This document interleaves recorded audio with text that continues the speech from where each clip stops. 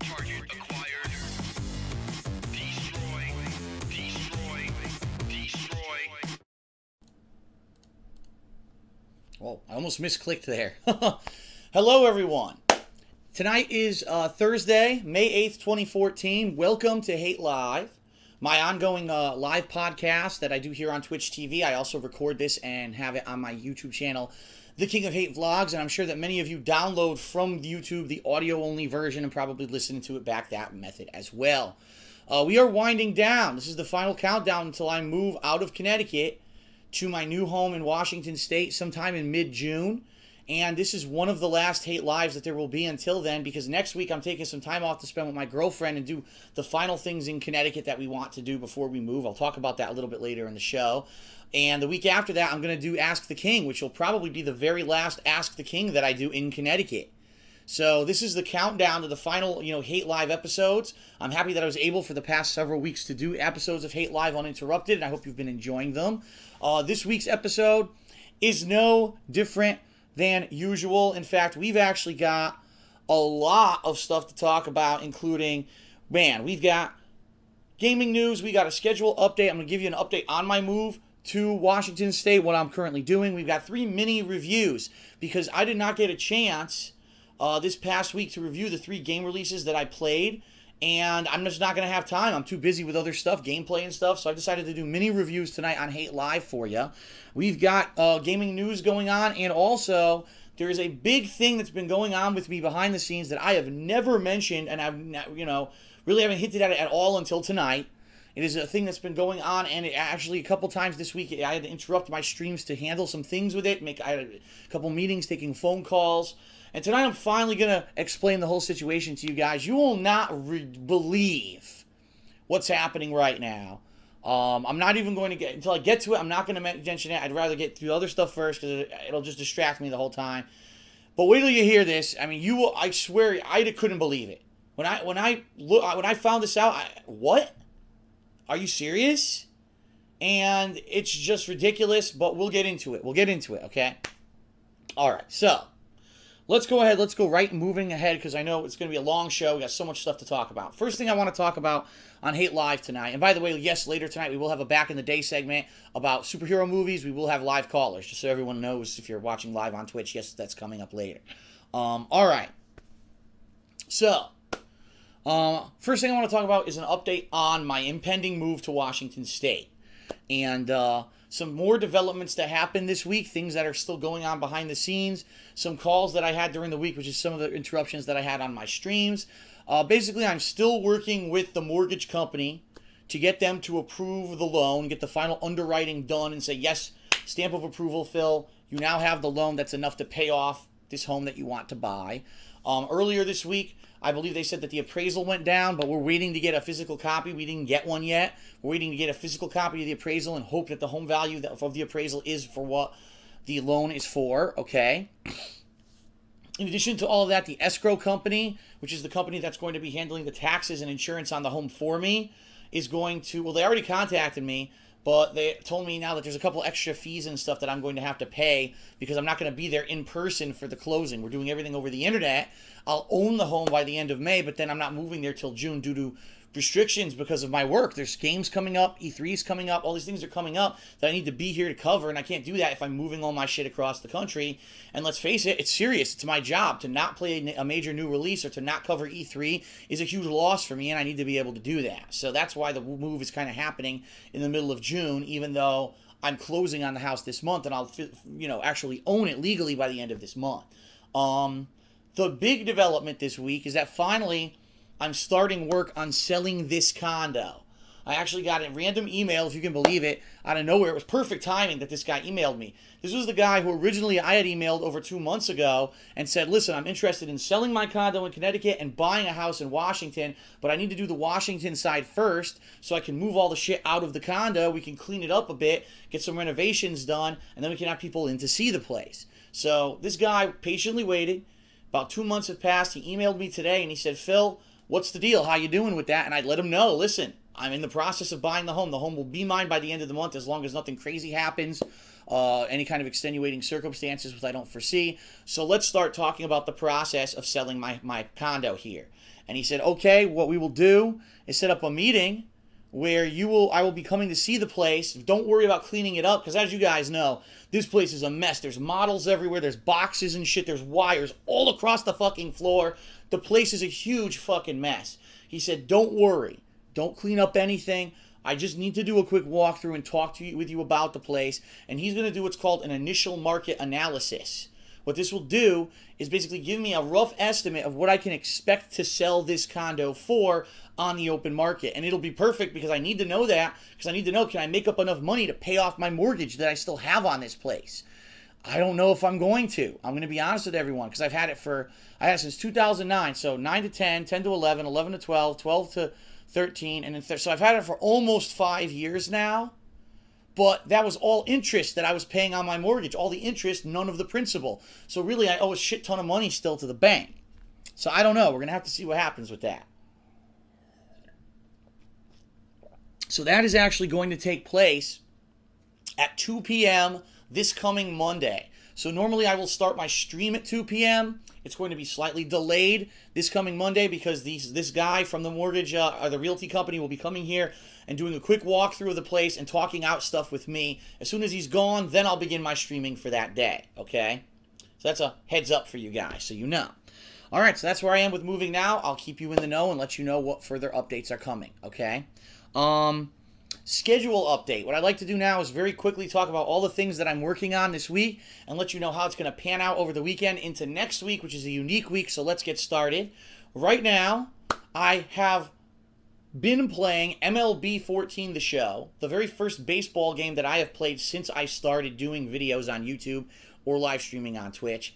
And I like the game a lot, and I didn't even expect to like it as much as I do, but I really like this game. I think it's well done. It's some of the best, I have to say, the best production values I've seen for a simulation. Let me give you a perfect example. The crowd is amazing. It looks realistic. Every person in the crowd is different. It's not a bunch of clones in the stands, right? Every player looks realistic. The fluidity of the motions, the detail of everything, the signs, the graphs, even the commentary is incredibly well done. And I'm loving the game, even though I'm having my ups and downs. Sometimes I get on a big hit streak. Sometimes I get on a slump. That's what happens in real baseball, too. And so I'm loving my run through the minor leagues. Hopefully, eventually, I will get bumped up, and eventually I will get to the major leagues. I don't know how long it's going to take, but that would be nice. And the people who've been watching it are loving it, okay? So I did 3 streams of it already. 2 of them are completely uploaded to DSPGaming. I have a whole other stream. It's like literally like 23 more videos of gameplay. Those are going to be going live on Saturday and Sunday, respectively, this weekend. I'm not doing any tomorrow because tomorrow I'm going to focus on some new stuff that's coming out tomorrow, and I don't want stuff to get jumbled up, all right? But I love the game. I'm going to continue to play it.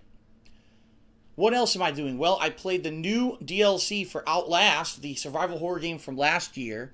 I played it on PC, and I loved it. It's shorter, much shorter than the actual, length of the original game, but it's just as scary. You got some really creepy, unique dudes who are coming after you with stories in this one. It actually adds to the ending of the original Outlast and gives it a definitive ending, which the original Outlast kind of had a cliffhanger ending. This one gives it a definitive ending. I think it's an exceptional DLC, and if you liked Outlast, you're going to want to watch this playthrough too, okay? It's great. I loved the game. And, outstanding. So check it out, that playthrough. It's now complete. Outside of that stuff, that's really all I've been doing this week, but there's another release that actually doesn't get a physical release until tomorrow, but was digitally released ahead of time on PSN for some reason. I don't know why. It's called Bound by Flame. It's supposed to be an action RPG combo, similar to, say, Dark Souls or The Witcher 2. Some people are saying that it's great, and some people are saying that it's terrible. Like, it's funny. I got tweets from different people. One guy tweeted me like 2 days ago, and he says the game's ass. He hates it. I just got a tweet today from someone who I'm very, familiar with. He talks to me all the time and submits questions and all kinds of stuff like that for Ask the King, so I've known him for a while. And he tweeted me and said, I love the game. Don't listen to what everyone else is saying. It's really good. So I don't know what to expect, but tomorrow I'll be starting Bound by Flame on my first stream. My second stream tomorrow is going to be Oblivion, Elder Scrolls 4 Oblivion. For 3 weeks now, I've been doing Oblivion. And I've been doing it as the first stream on Friday, okay? Unfortunately, at this point, it's going to get a little downgrade, and it is going to continue. Don't get me wrong. I'm not going to drop Oblivion. I'm enjoying the game. I really like it. I never played it. Like I said, Skyrim was the first Elder Scrolls I had played. I had played Oblivion on Xbox 360, only gotten a certain length, and then my Xbox 360 Red Ring, and I never got back to it. So I'm personally liking the game, but the viewership has dwindled massively, which I don't know why. No one complained. They said my play style's bad. I'm playing it the same way that I played Skyrim, where I'm doing some side content, some story. I'm mixing the two together. I've installed mods that make the game look and play better. So I don't know why people lost interest. They did. So I'm not going to continue to play 4 to 5 hours of a game every week if not a lot of people care about it. I'm going to put it on second stream. So that's what I'm going to do starting tomorrow. Oblivion's going to be the second stream on Friday nights.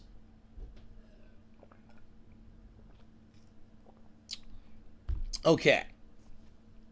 Saturday, John Rambo will be here. We'll do a new episode of Smart Guys, our wrestling commentary show, and we're going to do co-op. I'm not sure what co-op we're doing yet because this week I opened up basically a dialogue with you guys, the viewers, and I said, what would you like to see John and I play for the final weeks of co-op until I move to Washington when we won't be able to do couch co-op anymore? And I got so many suggestions. Play Super Mario Brothers. Play Super Mario 3D World, which you never finished. Play Brotastic some shit. It's supposed to be a side-scrolling shooter that plays with action heroes from the 1980s. I forget exactly what it's called. Brotastic Adventure, something like that. Play Trials Fusion. You never played it, and that would be a really zany playthrough. Do Surgery Simulator, whatever the hell that is. Do this, do that. I got like 12, 13 different suggestions that are all viable suggestions, but I'm not sure what we're going to want to do. So when John gets here on Saturday, I'm just going to talk it out with him and say, what do you feel like playing? You want to do this zany game, this one, more traditional with Mario? What do you think? And we'll see what he has to say, and we're going to go from there. Okay? So that's going to start on Saturday. And Sunday is a unique and different day, and I want to cover this with you guys. It's the first time in a long time I'm not doing 2 streams on a Sunday because it's Mother's Day. So the first stream on Sunday is probably going to be more Bound by Flame, but it's a shorter one. I'm going to end it around 5 p.m. Eastern Standard Time because I'm taking my mom to dinner at this nice Asian restaurant that usually we only go to once a year. It's one that's in a different part of Connecticut. It's about 45 minutes away each way. And we usually go there for like Christmas Eve dinner, stuff like that. And I know it's going to be one of those restaurants I'm not going to get back to because I'm moving out of Connecticut. And I said for Mother's Day, would you like to go there? And she says, absolutely. She loves that place. So we're going there for Mother's Day. The thing is, that's going to really cut into my day. I don't know when I'm getting back. When I do get back, I'm going to do the weekend preview. But it's going to be so late at that point that there's no way I'm going to be able to do another gameplay stream. So it's just going to basically be the weekend preview as the second stream on Sunday. Okay? And then Monday, first stream is either going to be MLB or Bound by Flame, depending on which one I like better, right? And then, like I said, that stream will start a little bit on the later side because I've got this guy coming in from this real estate company to look at the place. But as soon as he's gone, then we're starting that stream. Second stream will be whatever I didn't play on first stream, okay? And then on Tuesday, same thing. I'll probably play the same 2 games, but we'll either flip them or whatever. Tuesday, I should be on schedule. I do have an important business-related call at 1:30 p.m., but I'm thinking it should end by 2 p.m., and therefore I'm hoping I could be on time for the first stream on Tuesday as well. Outside of that, there will be another DSP Tries It next week. I actually released a new one yesterday. It was a new sandwich at Burger King. A lot of people ask me, why did you review this? Because this is just a sandwich with bacon and barbecue sauce that they already have. And I said, I reviewed it because they actually are marketing it like it's a new sandwich. And I didn't know that it was just the standard Whopper sandwich with 2 extra things on it that you could order yourself if you wanted. I thought it was a new sandwich. They had signs and everything at the store for it. So I order it. I get it home. I'm like, what the hell is this? It's just a Whopper with 2 pieces of bacon and barbecue sauce splattered all over it. So I guess some people were confused that the DSP tries it because usually it's a genuinely new product, and that time it really wasn't. I agree. I was just as confused as you, but that's what I had. Next week I'll have one more. This is going to be another pizza, a new pizza that's being offered locally in the area, and that'll be the DSP Tries It for next week. And then starting next Wednesday, it's time off because I'm going to be spending time with my girlfriend. We're going to be doing the final week where we spend time together here in Connecticut, and we're going to do the CT, or I guess you could call it the Southwestern Connecticut bucket list. We're going to go to The restaurants that we love here in Connecticut that we've frequented since she started visiting me here 2 years ago and we started dating. We're going to try to show you some of the places we shop. We're going to try to show you some of the attractions that we go to. For example, maybe a local movie theater we'll show you, or the zoo. We are planning to go to the local zoo, which we love. It's the final time pretty much we're going to ever be there. So we're going to be vlogging our whole trip this time, which we usually do not do when she visits, because we want to show and share with you guys the favorite things of Southern Connecticut before we leave. You're going to see some great seafood, some great Italian food. You're going to see the things that maybe I won't be able to get when I move out to Washington State, okay? So that's going to be the content that I'm going to be putting out while she visits. And then when she leaves, that next week after that, we're going right into the new Wolfenstein, the new Drakengard. There's a bunch of stuff coming out that week that's going to keep me busy all week. So that's the rough schedule. Now keep in mind, I will probably be recording a lot more than I'm uploading, as I always do. With my first stream, it's always a longer stream. So I may have surplus footage come Monday and Tuesday that I could upload on Wednesday, Thursday. So even though I won't be doing live streams those days, maybe I'll have some footage for Wednesday, Thursday, Friday, depending on how much I've recorded during the course of the week. We'll have to see how that pans out, okay? All right, so that is how it's going to happen this coming week. I hope that that is cumulative enough for you and you now understand what to expect. Now what I would like to do is do 3 mini reviews of the 3 games that I played last week, because I did not have a chance to do full Hateful Truth reviews on them. I've just been too busy. And I said, hey, Hate Live is the perfect venue for me to just give you my honest thoughts about these 3 games and give them kind of a rough review score, okay? So we'll start with The Amazing Spider-Man 2, which baffles me because some people don't even know I played it. That's right. I see people who are coming in, like when I was playing MLB today, some guy came in, gee, why didn't Phil play Amazing Spider-Man 2? And everyone's like, he did. What do you mean he did? I thought he played Spider-Man Web of Shadows. They're like, he did, but then he played Amazing Spider-Man 2 last week too. And you're like, oh. So I think some people got confused that I even played this game, okay? So Amazing Spider-Man 2 is the direct sequel to Amazing Spider-Man 1, the game 2 years ago when Amazing Spider-Man 1 came out as a movie tie-in. That game I loved. I thought that it was a really cool, freeform, swinging through the city Spider-Man game. I thought the graphics were great. The gameplay, even though the combat could have been a little bit repetitive, it was kind of combining Spider-Man with other cool elements from other things. And the fact that the game was not a tie-in with the movie but had its own original story, it was kind of like almost an epilogue to what happened in the movie, was great. And I really enjoyed it. It was one of my favorite games of the year. Amazing Spider-Man 2, unfortunately, what I have to say here, pretty much goes by the exact same cookie-cutter formula as Amazing Spider-Man 1. And what I mean is this. The same exact web swinging, very extremely similar, if not identical combat from that game. Repetitive side missions where they really didn't add anything new. It's kind of the same kind of deal. And the side missions are so repetitive. Like, there's one where there's, oh no, someone carjacked someone. And there's many of these throughout the city, but they're all exactly identical. There's no variation whatsoever between them. They're all the same exact mission. Collect the comic books, which you did in the last one. It's the same thing. Collect the comic book pages. And similarly to the first game, the story is different from that of the movies. In fact, most of the story of this game is about the Kingpin basically doing some kind of a sneaky plot to take over the city, make him look like a good guy, when in reality he's creating all this crime in order to actually put himself into a position of power. And it's got cameo appearances by Kraven the Hunter and Carnage and a lot of characters that weren't in the movie, which is neat. And also it does feature big epic boss fights with characters like Electro and Green Goblin who were in the movie. The problem is most of these fights are incredibly silly. There's just like the Kingpin fight is so long and tedious because it's just the same pattern over and over. You have to do one move to him, which makes him charge at you. You dodge to the side, punch him a few times, and then you just wash, rinse, and repeat. It's incredibly tedious. The boss fights here are not interesting.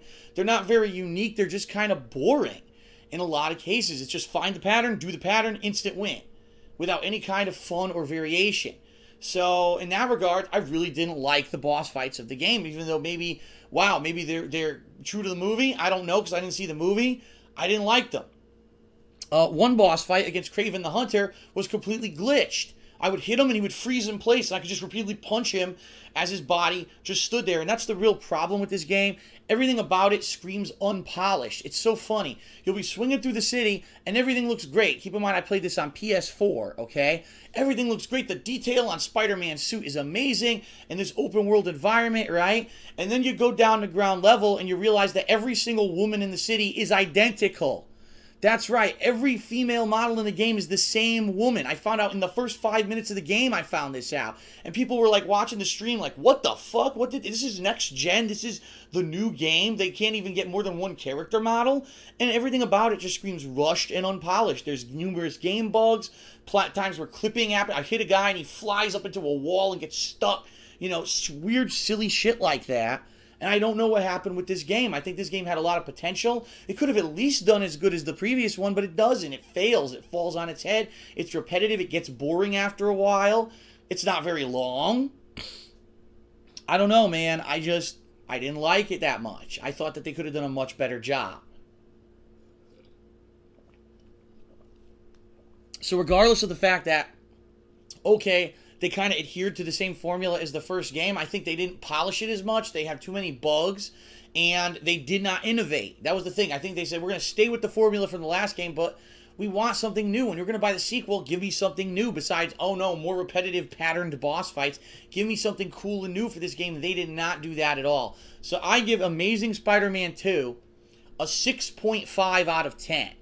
It's better than a crappy game. It's definitely not crappy, but it's nowhere near anything that would be like a Game of the Year contender, and it's not even a must-play.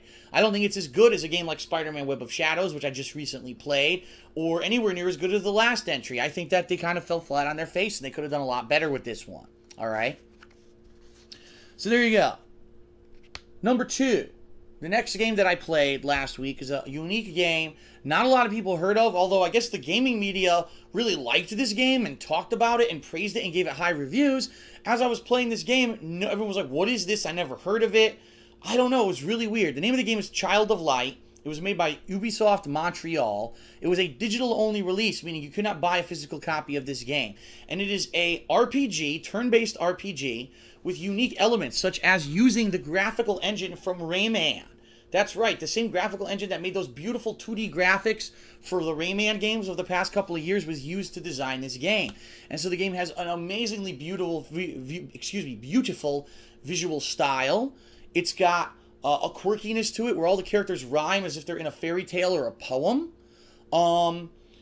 It's a combination of turn-based gameplay that's very similar to, say, South Park, The Stick of Truth, or even Final Fantasy X, combined with side-scrolling platforming and exploration, similarly to a recent game such as the Strider reboot that was released, or maybe Castlevania or Metroid, that kind of a platforming game where you're looking for hidden power-ups and hidden chests and stuff like that. It plays very similarly to that. So it's kind of like two genres of game colliding. The game has a lot of content. It has additional side content missions that you don't need to do, but they actually add to the depth of the game if you do them. The game has very few problems with bugs. I only had one time when it crashed on me. A great auto-saving system. Really fun but challenging gameplay. If you're not a standard JRPG, turn-based RPG game player, you may have some trouble with this game. There's even a few times when there's difficulty jumps. And you may say, oh shit, I didn't expect that. Let me go back and fight some weaker enemies before I go to that next area. For me, I'm kind of a veteran of these turn-based RPGs, so I was able to handle those difficulty jumps. The game, at length, if you do all the side content, is around 12 hours long, but it's selling for only $15 digitally. So it's a really great experience. I thought it was beautiful. I loved the characters. The story was very interesting and quirky. I thought the graphics were great. It was a breath of fresh air. It really was. It was such a breath of fresh air. A couple months ago, we had South Park: The Stick of Truth, which combined the South Park art style and style of humor with turn-based RPG. Here we have a game that had almost side-scrolling platforming and a fantasy-style, fairy tale-style plotline with beautiful graphics that were different from anything I've seen in a game besides, say, maybe Rayman. I think this one really works, too. Unfortunately, I don't think Western audiences are really accepting the game too well. I got so many, why is he playing this? This is boring. My stream attendance was down when I was playing it, and people weren't watching it on YouTube, and I'm like, I don't know. I like it. if you like RPGs, you should like this game. I just think there's this kind of prejudice against fantasy-style RPGs these days. I don't get it.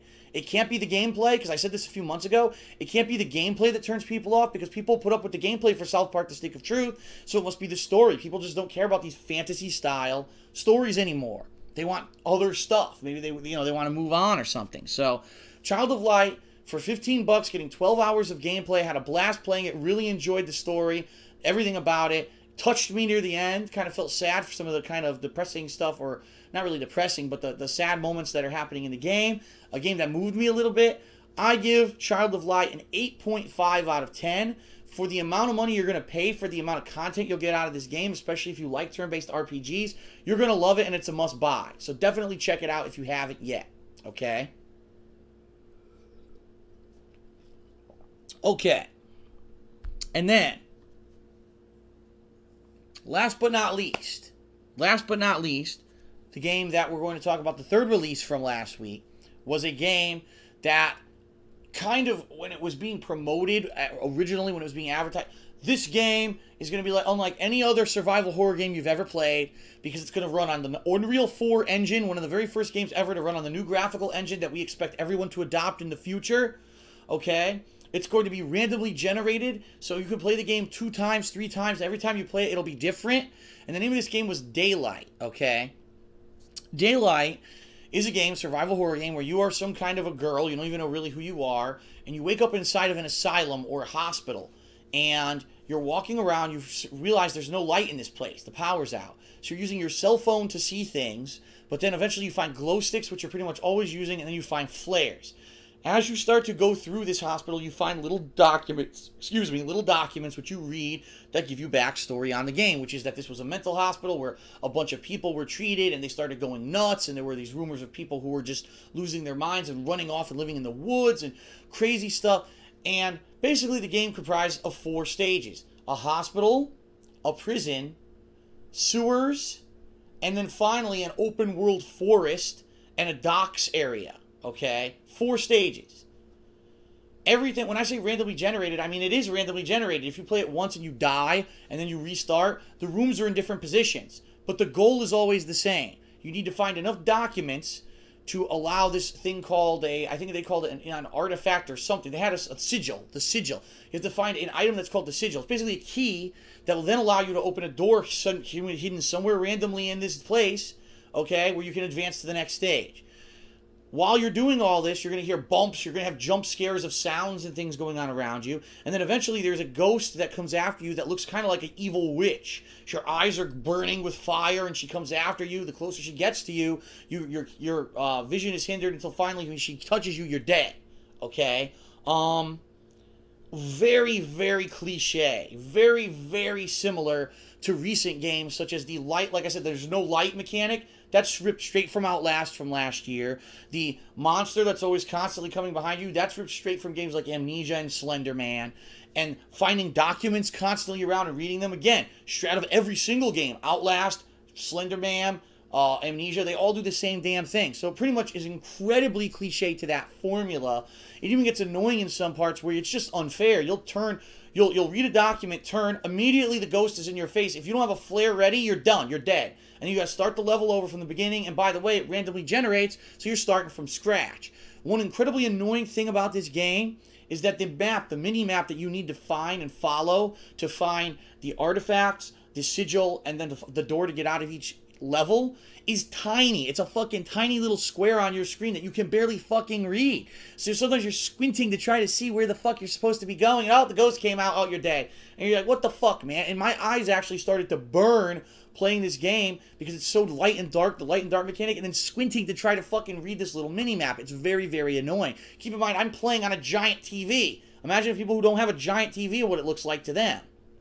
In addition, I played this game on the PS4, but from what everyone is reporting, the game performs poorly on PC and on PS4. So both platforms have incredibly choppy frame rates in a lot of places. So even though the game runs on this Unreal 4 engine and there's a lot of detail and stuff on the walls, the game suffers for it because the game chugs along in certain parts, and it's a really just disconnecting experience. Oh, I'm scared. There's a ghost coming after me. Oh, well, the frame rate drops to 0, so who gives a flaming fuck? This game sucks. And ultimately, the reason that the game fails is 2 reasons. Okay? Number 1, it's only 4 hours long. Say that again. The game's only 4 hours long at most. If you luck out, because keep in mind, the game's randomly generated, maybe you find stuff faster, you could beat this game in 2 hours. And it is a $10 release, so $10 for 2 hours of gameplay. Some people might have issue with that. Number 2, the cliched plot is horrendous. You start out with a plot about insane people a la Outlast. It then turns into a super rational element a la Outlast and Amnesia. Then you find out there was a witch involved, but then there was a ghost involved, but then there were crazy people involved, but then there's this and that. Indian burial grounds. Every fucking cliche comes into the play, and by the end of the game, you don't have a fucking clue what's going on because it makes no sense. And then to boot, there's only one ghost. That one ghost woman that I told you about is the only enemy in the entire effing game. They didn't even bother creating 2 or more monsters to get you. It's just one. So it's one of the most really weak entries I've seen in the survival horror genre in a long time. It's pathetic. It runs horribly. The plot's bad. And then, of course, once you beat the game and you actually watch the credits, which I didn't, I wasn't paying attention, but people told me, Phil, did you know who wrote the plot of this game? No, I didn't. You know, usually I wouldn't think. It's just Jessica Chobot. So a former gaming journalist who, just because she's a semi-attractive woman, seems to have wedged herself in to the gaming world, where she's now she's a cameo character in Mass Effect 3, and now she's writing the plot for a horrendous survival horror game. How about this? How about you hire people with talent and stop hiring pretty faces to do shit in the gaming industry? Because I find it insulting that you get people like, oh, Morgan Webb, oh, Jessica Chobot, oh, just because they're female, they become uber ultra celebrities. They're not even that great looking. Stop it. Stop employing these people. Find people with talent. I will play Daylight with a great plot if it's written by a butt-ugly woman. I don't care. Just give me a good fucking plot and don't employ people with no fucking talent. That shit pisses me off. Okay? So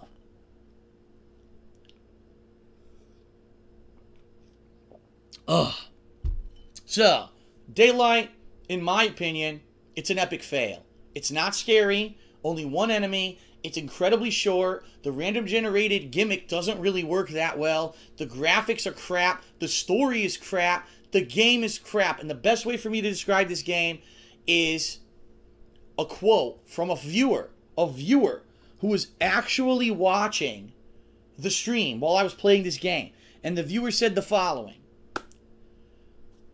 Daylight combines every horror cliche possible into a shit sundae of epic proportions. That's really what it is. They took every ingredient possible from every horror cliche that made no fucking sense, jammed it together into one product. Oh, here's a horror game. Fuck that. Fuck that. That's why I say Jessica Chobot, she's a hack. She didn't write a good plot. This game sucks. This game's horrible. Don't buy it, even for $10, even for $5. If it's the free game on PS Plus eventually, don't buy it. It's a piece of shit. It works, but it sucks. I give it a 4 out of 10. It fucking blows. Okay. Now let's move into gaming news. Let's talk about the gaming news for this week.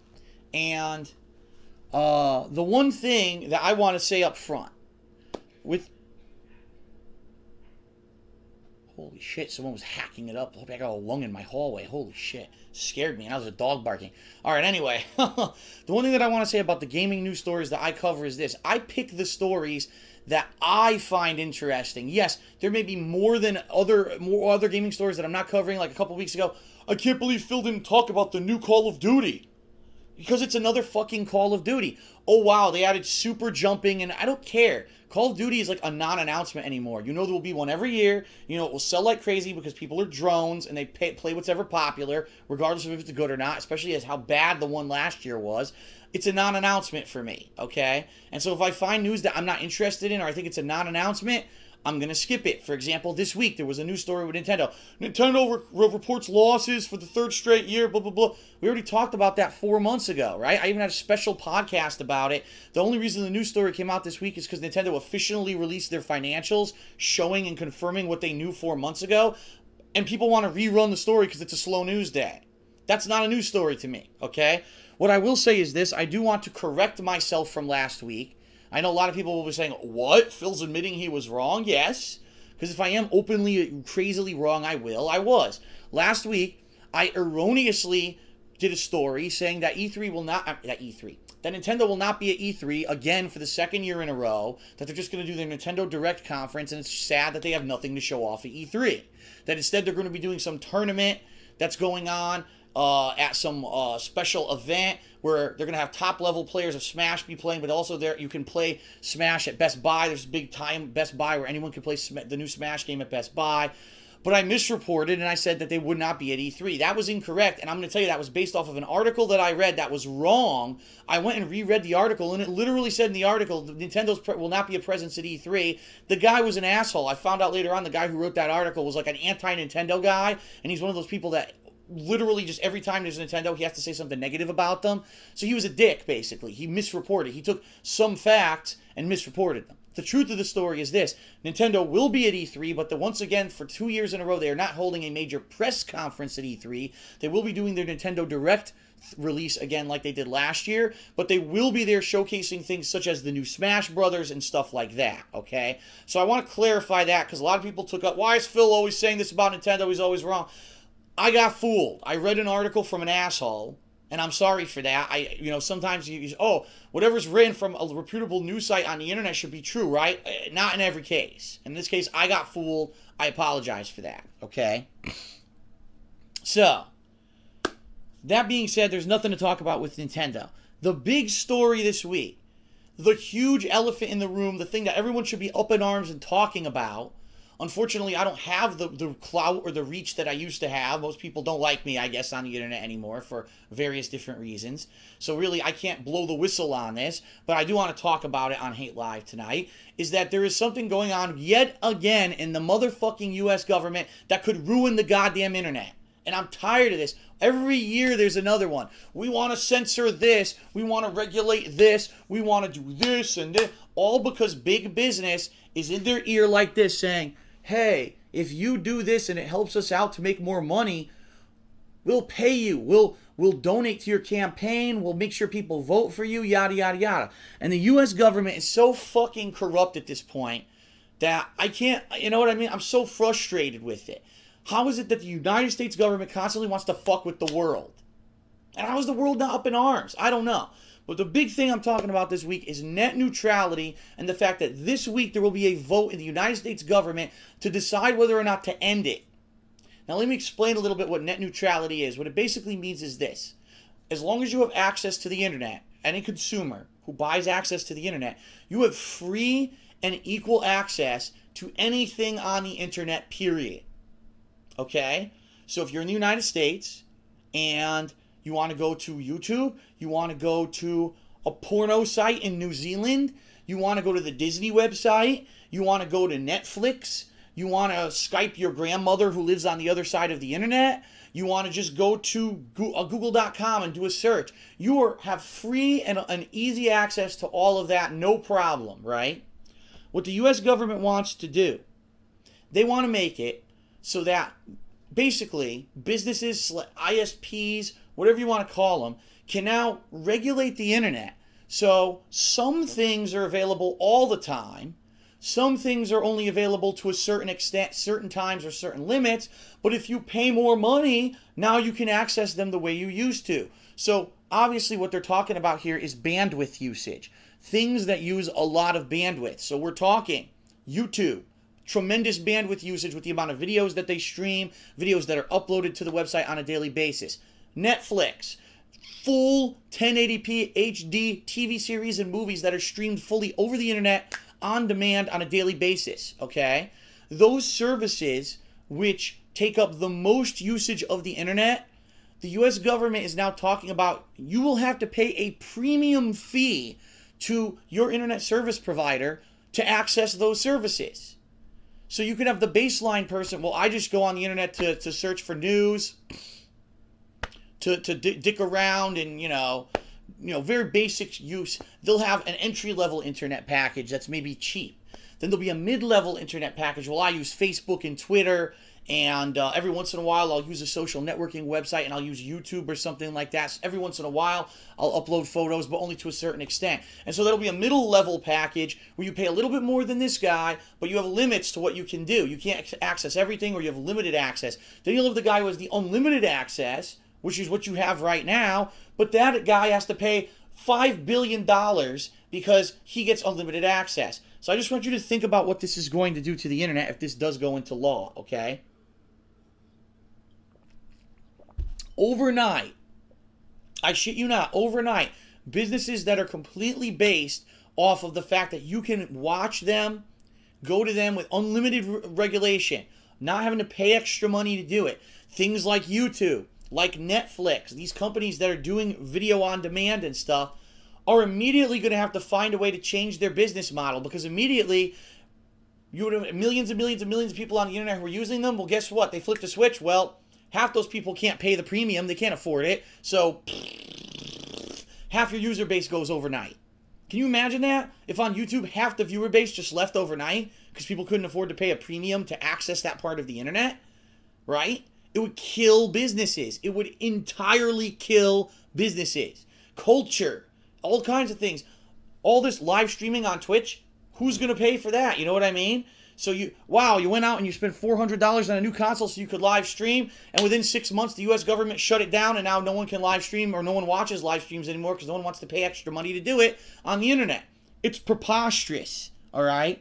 It's it's ridiculous. It's stupid. It's the only reason it is to put extra money in the pockets of big business. That's the only reason. Not one person has asked for this. Not one, what user who uses the internet would want limited, restricted access. It makes no fucking sense at all. Zero fucking sense. But this is what our U.S. government focuses on. We got world wars, people killing each other on the other side of the globe. We got people starving to death in our own country. We've got a country in financial crisis because there's not enough work, because all the work has left the country, and everyone's unemployed, and no one has money to pay the bills. And our U.S. government is focusing on regulating the fucking internet again. What the fuck? Every fucking U.S. lawmaker who's involved in this should immediately be fucking, boom, foot to ass, kick them the fuck out of government and say, you guys have no fucking clue what the fuck is important in the United States or the world, that this is what you think is important. Fuck you. Get the fuck out of here, and we'll get someone in here with a brain who's going to focus on important issues that we need fixed now. Not your fucking bullshit so someone can give you a blowjob and a fucking payoff so you can stay in office. Fuck those idiots. I hate this shit. This shit incenses me. I want to fucking punch through the wall right now because this is how our government works. Who the fuck thinks that this is important stuff? Oh. All right, I'm calming down. I get my heart, my blood pressure down. But anyway, I'm angry about this. There's a lot of people who are angry about this, and if you didn't know about this until tonight, you got to go tell someone. The best thing you could do right now is go tell a friend, go tell a family member, go tell anyone that you know, this is wrong, this is going to happen. They're going to vote in the United States government this week on possibly creating a law to regulate the internet to do this. We got to be up in arms against this. We got to say, no, fuck this. This is absolutely ridiculous. It's the dumbest thing I've ever heard. Who are you to regulate the internet? We got more important things to worry about in this country than regulating the internet so you can make more money and get reelected. Fuck you. And if you vote for it positively, yes, I want this, vote those fucking people out of the U.S. government like crazy next time that you are able to vote.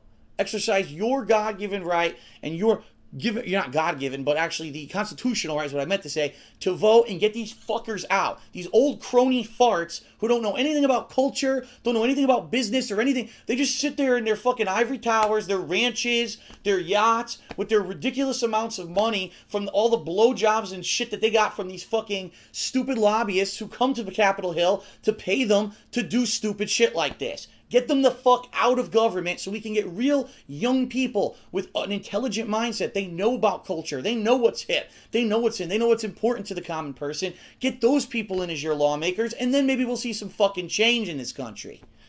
Okay. Oh.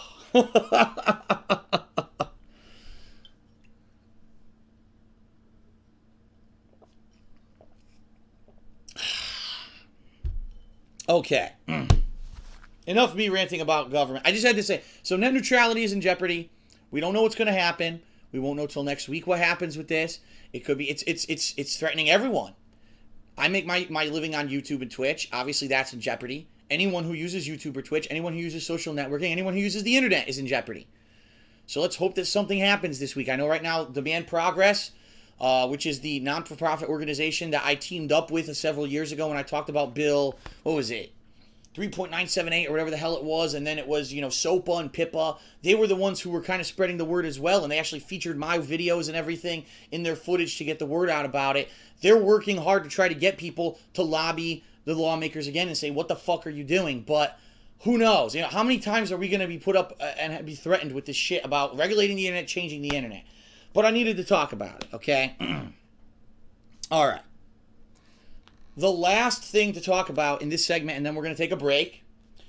We finally got to it. It's the ridiculous situation that I am finding myself in right now. I just want to start by saying this. The good news is, don't worry. No matter what I'm about to explain to you right now or tell you the situation, it's not going to negatively affect me in the least. If anything, it's just going to be a hassle. And you're going to understand that by the end of my story, okay? So, here's how this goes. Let me explain. So, way back when, if you remember, back in 2010, 2011, actually I believe it was 2010 that I started this process. Before I was ever partnered with anyone, I wasn't partnered with Machinima, I wasn't partnered with YouTube, nobody. I had a gaming channel. My original gaming channel on YouTube was called Darkside Phil. And then, after Darkside Phil, I started creating other things like the King of Hate HD, where I did vlogs, and I had a Final Fantasy channel, etc., etc., etc. But what I realized is that this thing was getting pretty popular. By mid-2010, I realized this thing was getting very popular, and that at some point, I should start taking it seriously, because I may eventually in the future do something business-related with it. I don't want anyone to try to be an idiot and steal it from me or anything. And so I started a process back then, by which I took the name Darkside Phil, and I trademarked it.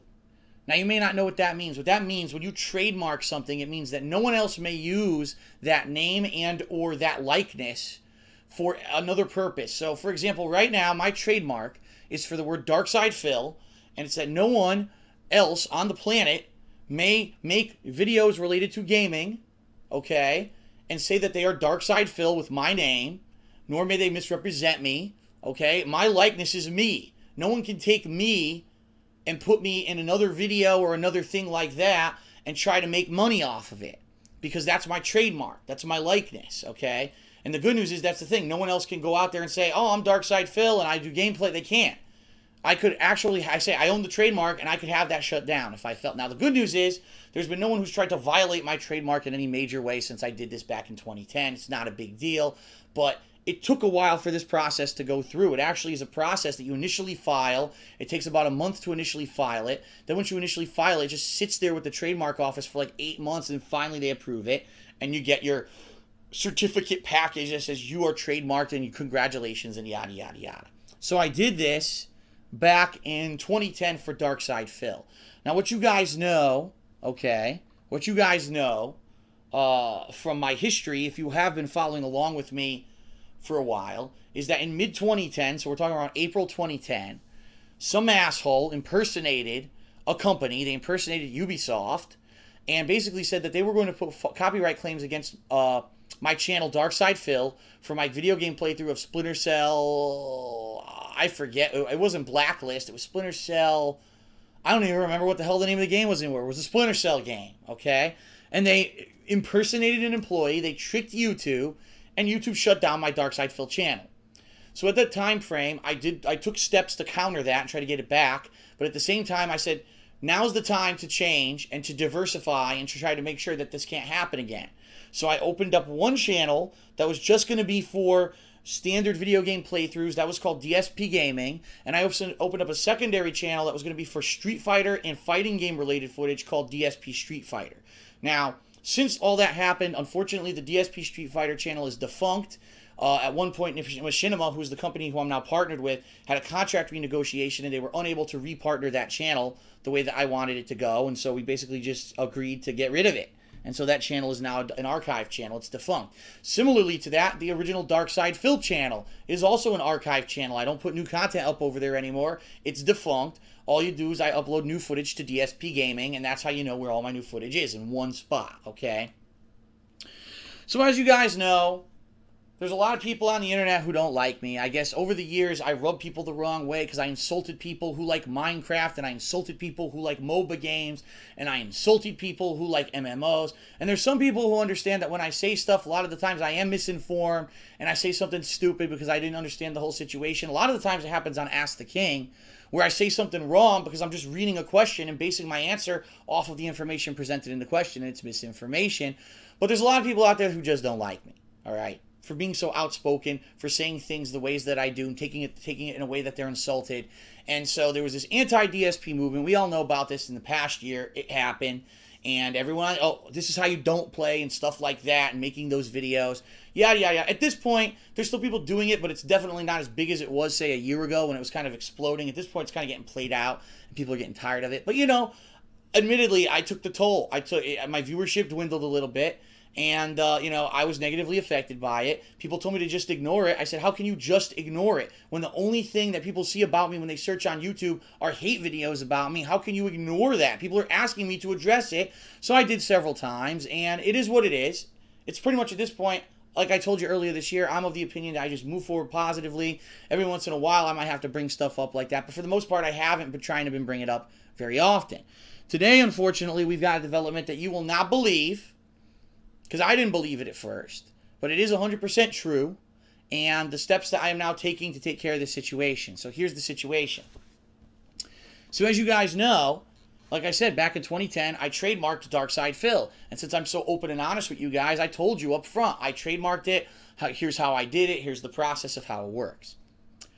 So apparently, there's someone out there on the internet, and I know who they are, and I'm going to explain how I know who they are, because this is how stupid this whole situation is.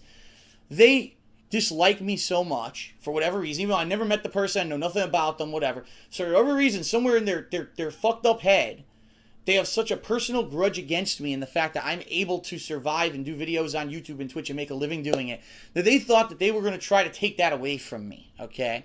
So behind the scenes, this has been going on for a couple months, this person basically said, in these, I guess there's hater circles even. Hater circles where these people go to different channels and talk to each other, and they have chats where they talk to each other. The anti-DSP movement. This is literally what they do with their time. This is what they think is a productive use of life, which I've said many times. They're going to be very, very surprised when they're sitting on their deathbed and realize, damn, maybe I shouldn't have spent that 5 years hating on Phil. I could have done something more productive.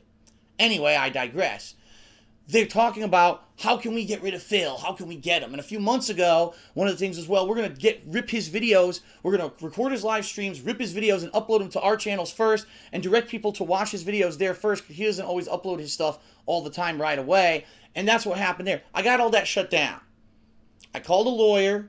I took care of it. All that shit got shut down. It was like two or three channels on YouTube got shut down. People who were doing it. And they're done. And for the most part, people aren't doing it anymore. There's one or two people who I don't really care. They're not getting much attention for it. But I shut down the major people who are basically stealing my content for the sake of, number one, hurting my business, and number two, trying to make money off of my content. All right? They're gone. So then, there's someone so fucked up in their head that they're so involved in this process. I'm going to make sure that Phil is going to go out of business. So what did they do? They literally went back and watched my videos from 2010 where I stated how I got trademarked for Dark Side Phil, and they said, I know what I can do. I'm going to get the trademark for DSPGaming, which is Phil's YouTube channel now. And if I get the trademark for DSPGaming, I can go to YouTube and I can either get shut Phil down, because I can say I own the trademark and he has no legal right to do this, or I could extort him. I could blackmail him and say, hey, I'll give you the trademark if you pay me such and such amount of money. This is a sick person, all right? Someone who hates me. I've never met this person, never personally done anything against this person. They hate me so fucking much, they literally want to put me out of business and make me have to go do something else for a living. Regardless of the fact that there's so many thousands of people who enjoy my content on a daily basis, people who've said, Phil, you really turned my day around, all the positivity that's come out of what I've done, because somehow I rubbed them the wrong way, they want to end me. Okay? This is true. I'm not lying. This is actually happening. So I heard some rumors about this. So people were coming to me in emails and stuff saying, Phil, I don't know if you got wind of this yet, but this guy's publicly talking about how he's going to take your trademark or whatever. I said, okay, fine. You know what? Fair enough. I should have trademarked DSPGaming a couple years ago when I started making my living off of it. That's my fault, okay? So I went to the same company who I trademarked Darkside Phil through, okay? And I submitted an application to trademark DSPGaming. I said, fair enough, I don't care what this guy's doing. I'm going to do it. Now, let me tell you about this process. The process is expensive. Just to initially file, it costs like $100, but then to actually go through with the filing and own the trademark costs over $300 again. So the whole process really costs around $500, okay? It's an expensive process. So I did the initial steps to do this or whatever, we're going through it. And then what you do when you're doing these initial process steps, okay, is you need to do a few things. The first thing you need to do to file a trademark in the United States is prove without a shadow of a doubt that you are the owner of that entity, that trademark. It's you. And that you've been using it for business purposes. So in the case of Darkside Phil, I had to show, look, here's my YouTube channel. Here's proof of ownership that I own the YouTube channel. Here's all the content. Here's where I created it, the date I created it, linked to my name. I gave him screen grabs. I gave him all the info and went right through like that. And I got the Darkside Phil trademark. DSPGaming was very similar. I had to, okay, here's the screen. Here's all this. I gave him all the information. So I had to prove up front that I was the owner of DSPGaming, or else how can I trademark it, right?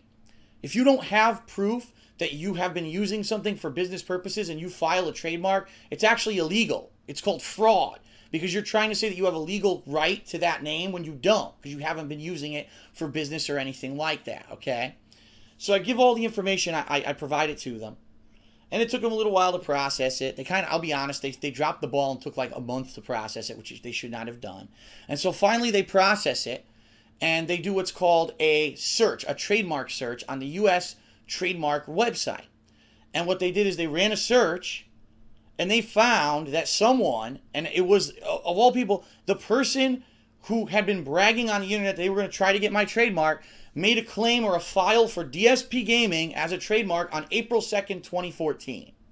Now, this doesn't mean they have the trademark. I just want to make everyone understand that. It just means that initially that was filed on April 2nd, 2014. It takes the trademark office upwards of 8 months, if not longer, to review the thing, finally get to it, make sure that that person has the legal right to that trademark, grant the trademark, and then officially publish it and send them the packet saying you own that trademark, okay? So all this person has done is basically said, I'm going to file for it and see what happens, okay? So I'm looking at this, and the first thing, it's absolutely hilarious because the person is so dumb.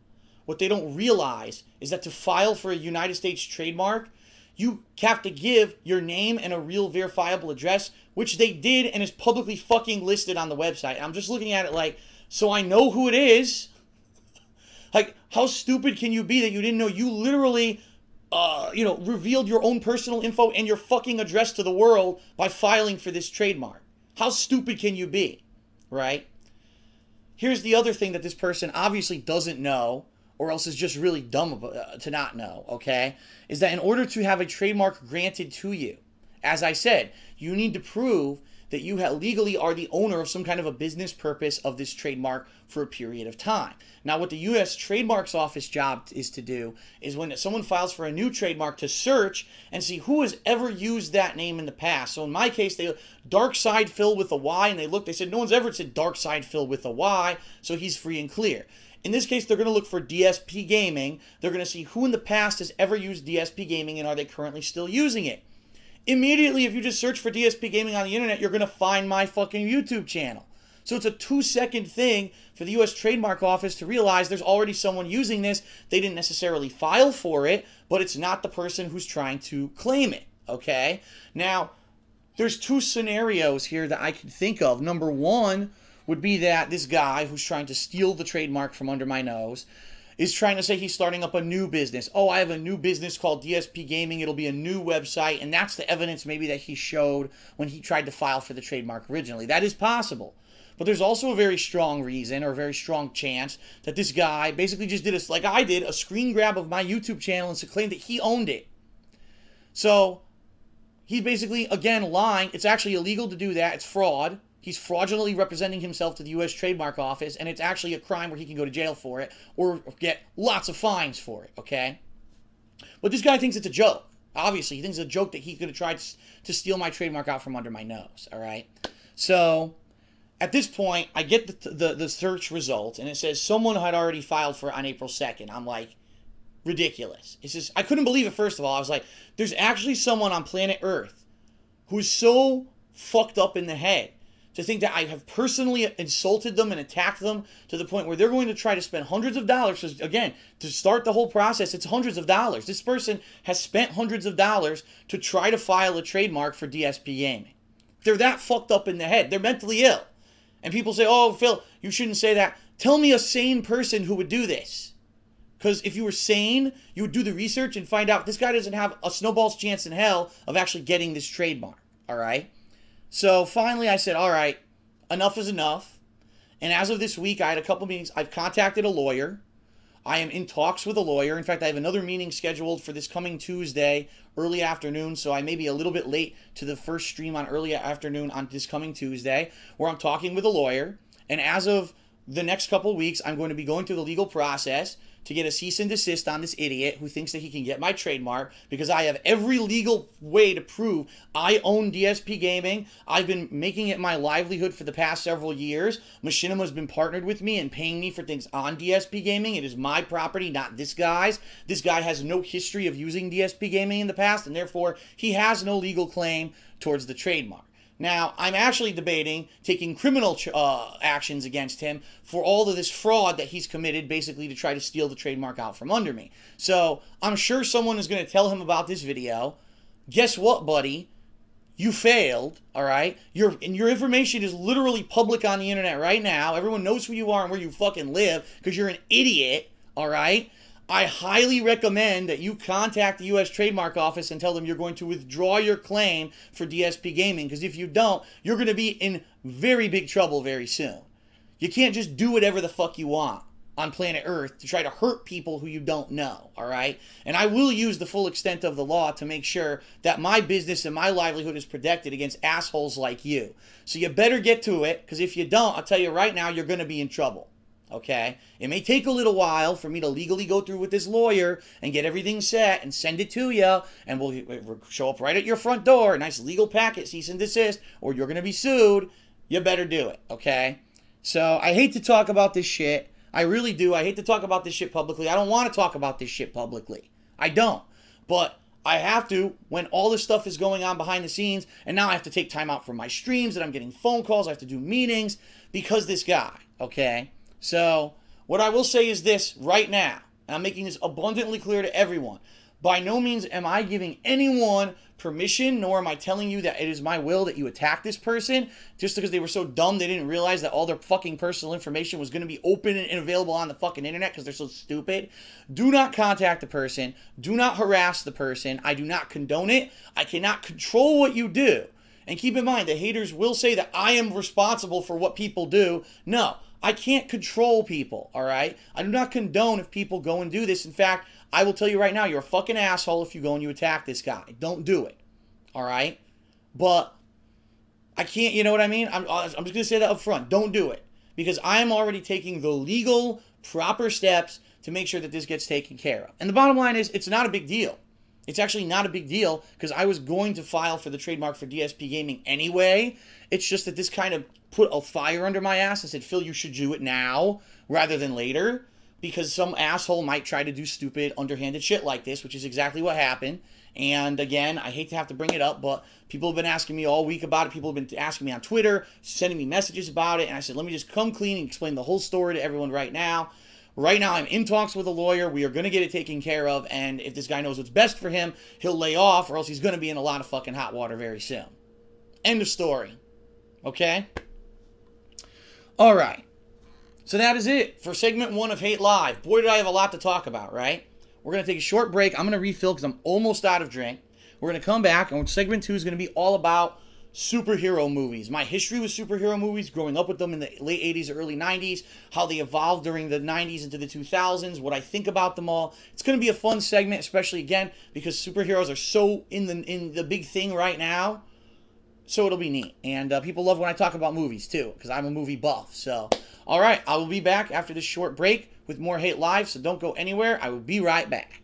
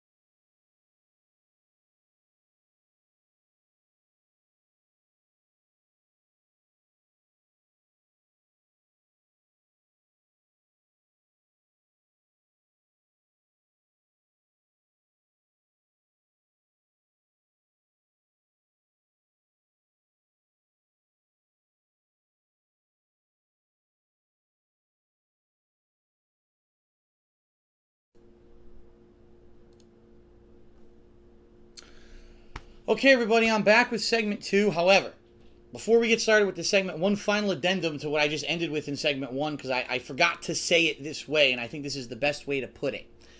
I don't want anyone to take any kind of negative actions toward the person who's trying to steal my trademark out from under my nose.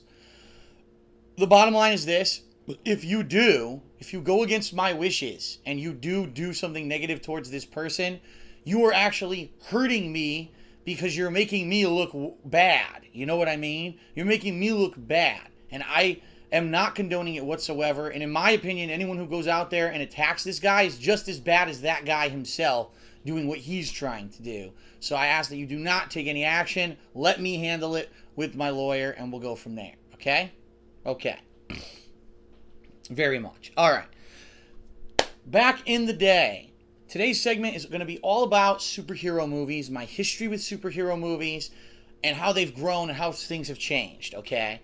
Now this is quite interesting because I remember when I was a little kid, there weren't a lot of superhero movies out there when you really think about it. When you thought about these superheroes or whatever, the only one, the major one that for me came to mind as a movie, a real movie that you would see in the theater, was Superman. The Superman series with Christopher Reeve, who played Superman, and they had, it was like, what did they have, 4 of them, 5 of them?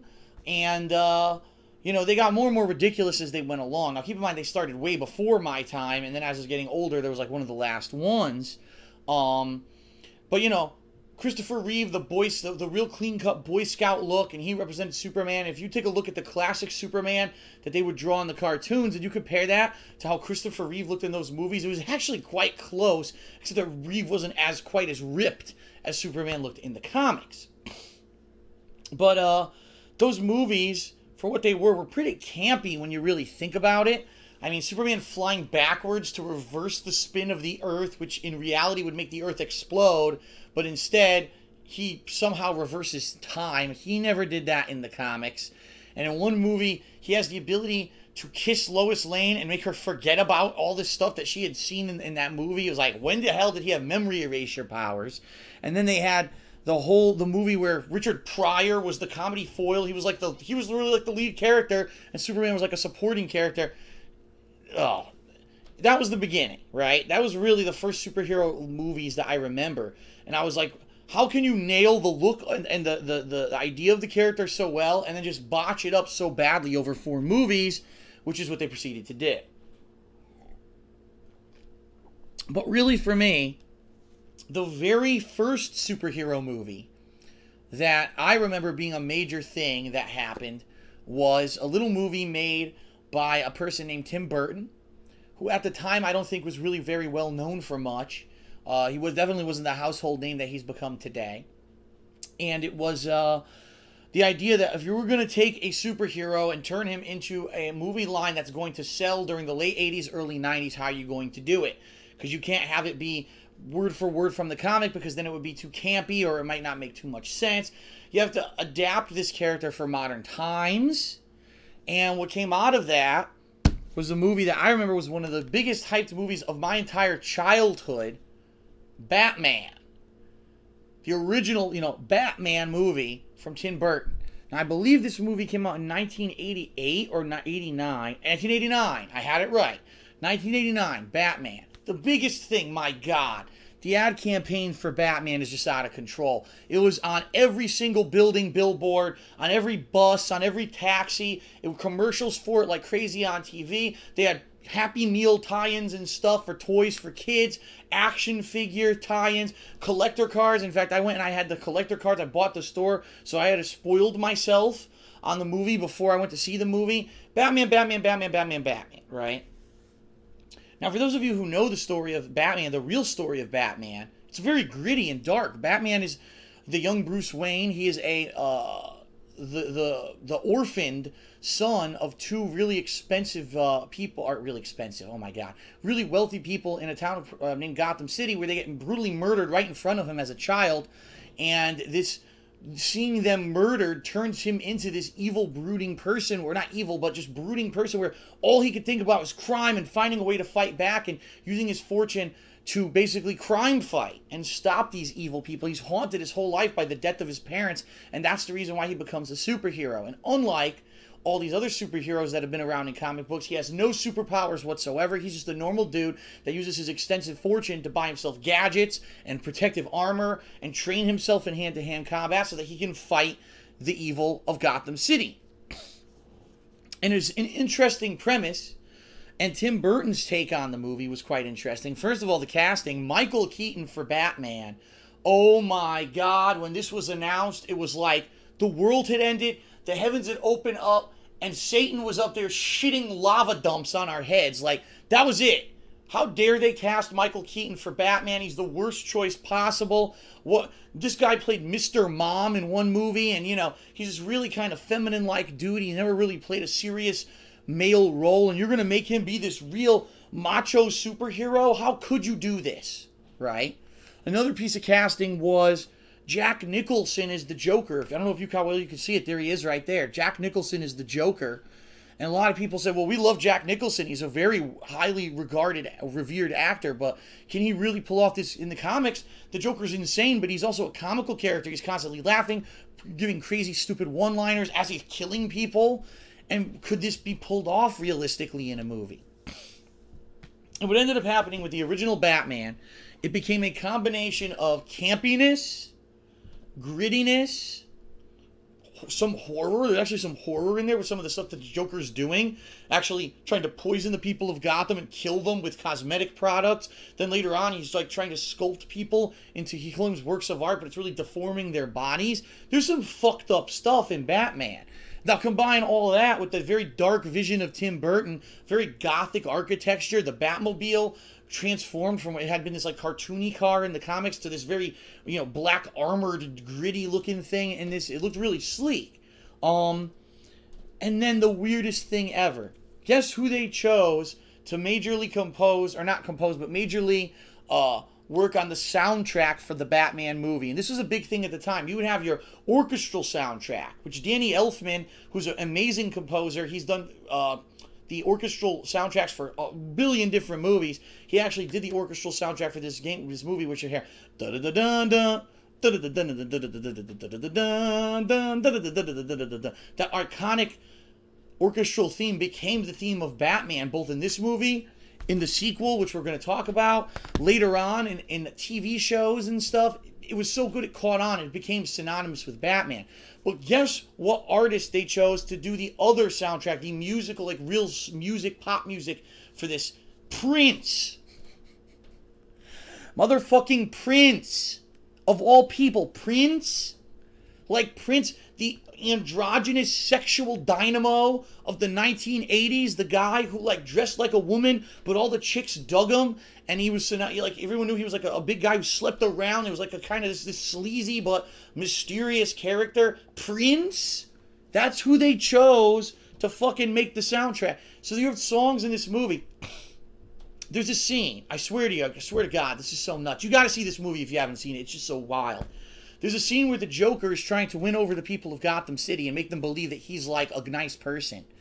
And he's going down, there's a parade, a Gotham parade, 100th anniversary or whatever parade. He's going down a float, an actual parade float in the middle of the Gotham City. And he's got money, and he's throwing money to the crowd like this, and he's dancing like this. Is Jack Nicholson. Dun dun dun dun dun. Dun, dun, dun, dun, dun, dun, dun, dun, dun, dun. In time with the music, he's throwing the money, and then all of a sudden you hear Prince start singing, "Trust, oh yeah, you gotta have the money, oh yeah, love, oh," and it's like, what the fuck am I watching? That one scene, my God, dude, I was just like, what is happening in this movie? And it's like 3 different fucking songs for the movie that he made, including, hear this.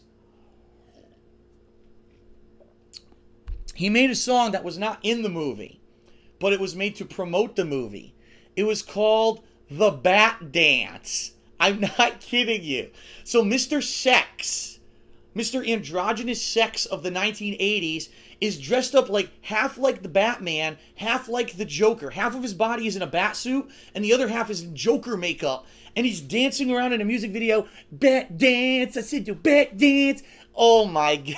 People were like, what is happening? But that's what I mean. It was so weird. This movie, I'm going to say this movie, I'm going to give this movie credit, was the movie that made superhero movies big budget, big business, and blockbusters. Because this became the media dynamo of the time. The tie-in with, you know, Jack Nicholson, Michael Keaton, music videos, ads, ad campaigns out the wazoo. This was like the epitome of marketing. All came into play with this movie. And the movie did huge. The movie was like broke box office records. And even though it was campy in parts, people loved it. They said, we can't believe it. We actually bought Michael Keaton as Batman. We actually liked it. And we thought that Jack Nicholson had a really evil, creepy lit Joker. That could have been horrible. We think he did a good job. So a couple years later, and I believe it was 1991. Let's see if it says it here. 92. I was off by a year. Came the sequel, Batman Returns, also made by Tim Burton, okay? But this time it was a little different. That first movie, they gave Tim Burton the reins to direct, but they didn't give him the full creative control because they wanted things like Prince tied in. They wanted to have this big marketing bullshit going on. So then they went to Batman Returns and they gave Tim Burton full creative control of the movie. Now, if you know Tim Burton, you might say, why would you ever give him full creative control of anything? Because he's a fucking weird dude, all right? So he decides that there's going to, you know, they have a screenplay. He decides he's going to make it as dark as humanly possible. There's going to be nose-biting, blood-splurting scenes in this movie. Death, multiple deaths. Catwoman is going to be made out of latex, spandex leather. It's just nuts. This movie was crazy. This movie was out of control. It was dark as shit. Evil fucking clowns. Everyone knows some people have phobias with clowns. The whole movie had evil fucking clowns attacking with guns and bombs and shit. Batman was killing people with, he never did in the comics. Batman was like against killing people in the comics. He's killing people, not throwing them off fucking buildings. He don't give a shit. You know, Danny DeVito played the Penguin, which was a really fucking weird, deformed, hideous character. You know, in the comics, he was kind of a comical dude, a guy who dressed up as like a guy who, you know, he said wah, wah, wah, and it was kind of a joke that he sounded like a penguin, but he was just like a normal dude with kind of like gadgets and stuff. Here, he's like a hideous, deformed freak, and he's just like nasty, and Michelle Pfeiffer's dead. Michelle Pfeiffer is a fucking zombie. I'm not even kidding you. Michelle Pfeiffer plays Catwoman in this movie. She's a zombie. Catwoman is a zombie. Catwoman is I'm going to say it again. I'm serious. She's a zombie.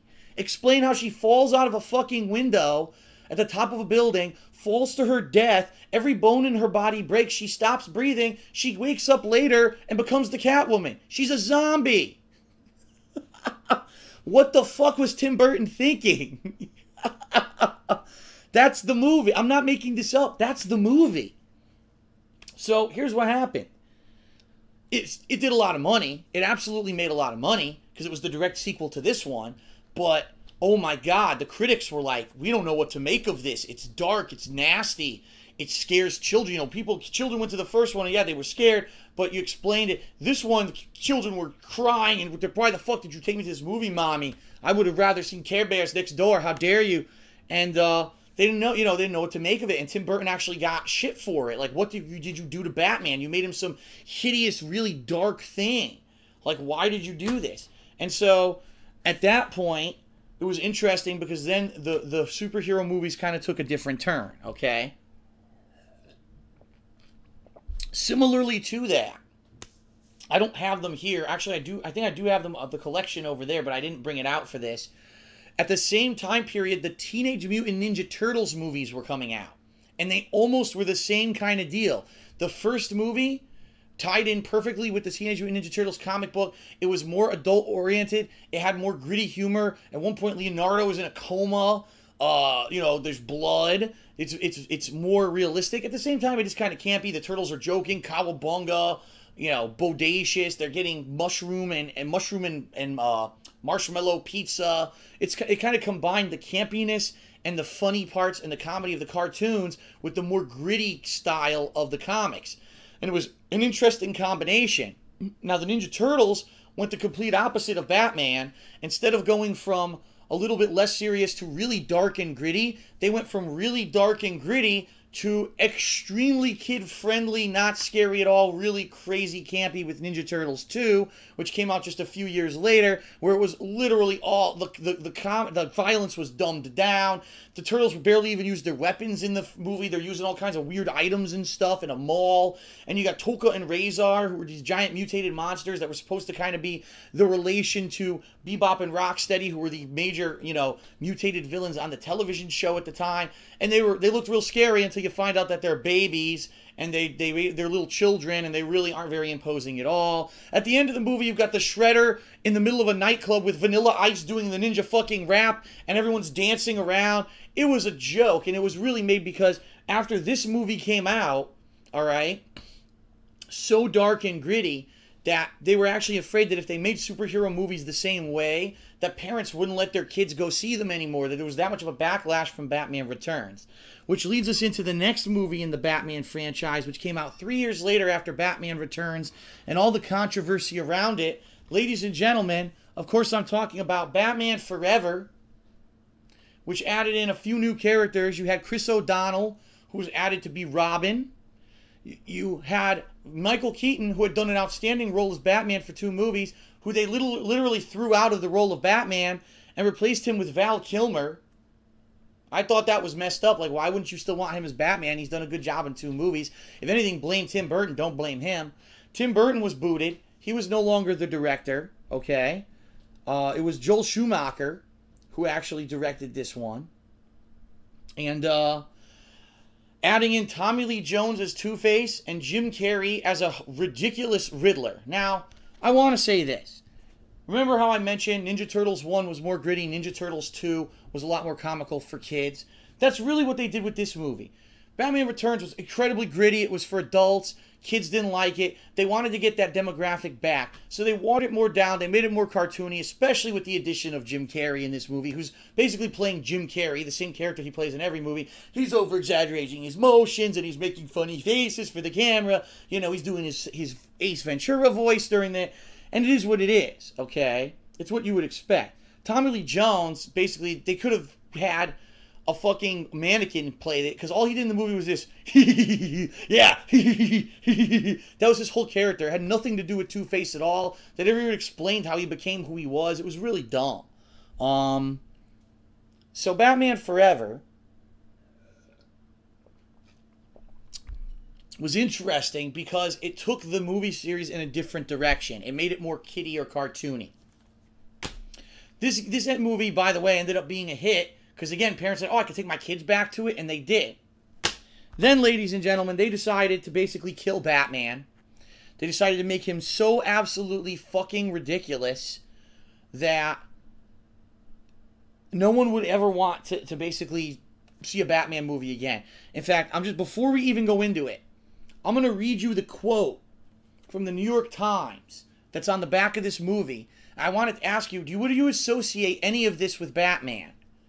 Big, bold, lavish, outstanding visual mischief. When I think of Batman, I think of lavishness and visual mischief, don't you? I mean, how can you miss the mark so much with a movie? So Batman and Robin, which was the 4th and final movie in this 1990s Batman series of movies, was a fucking piece of shit.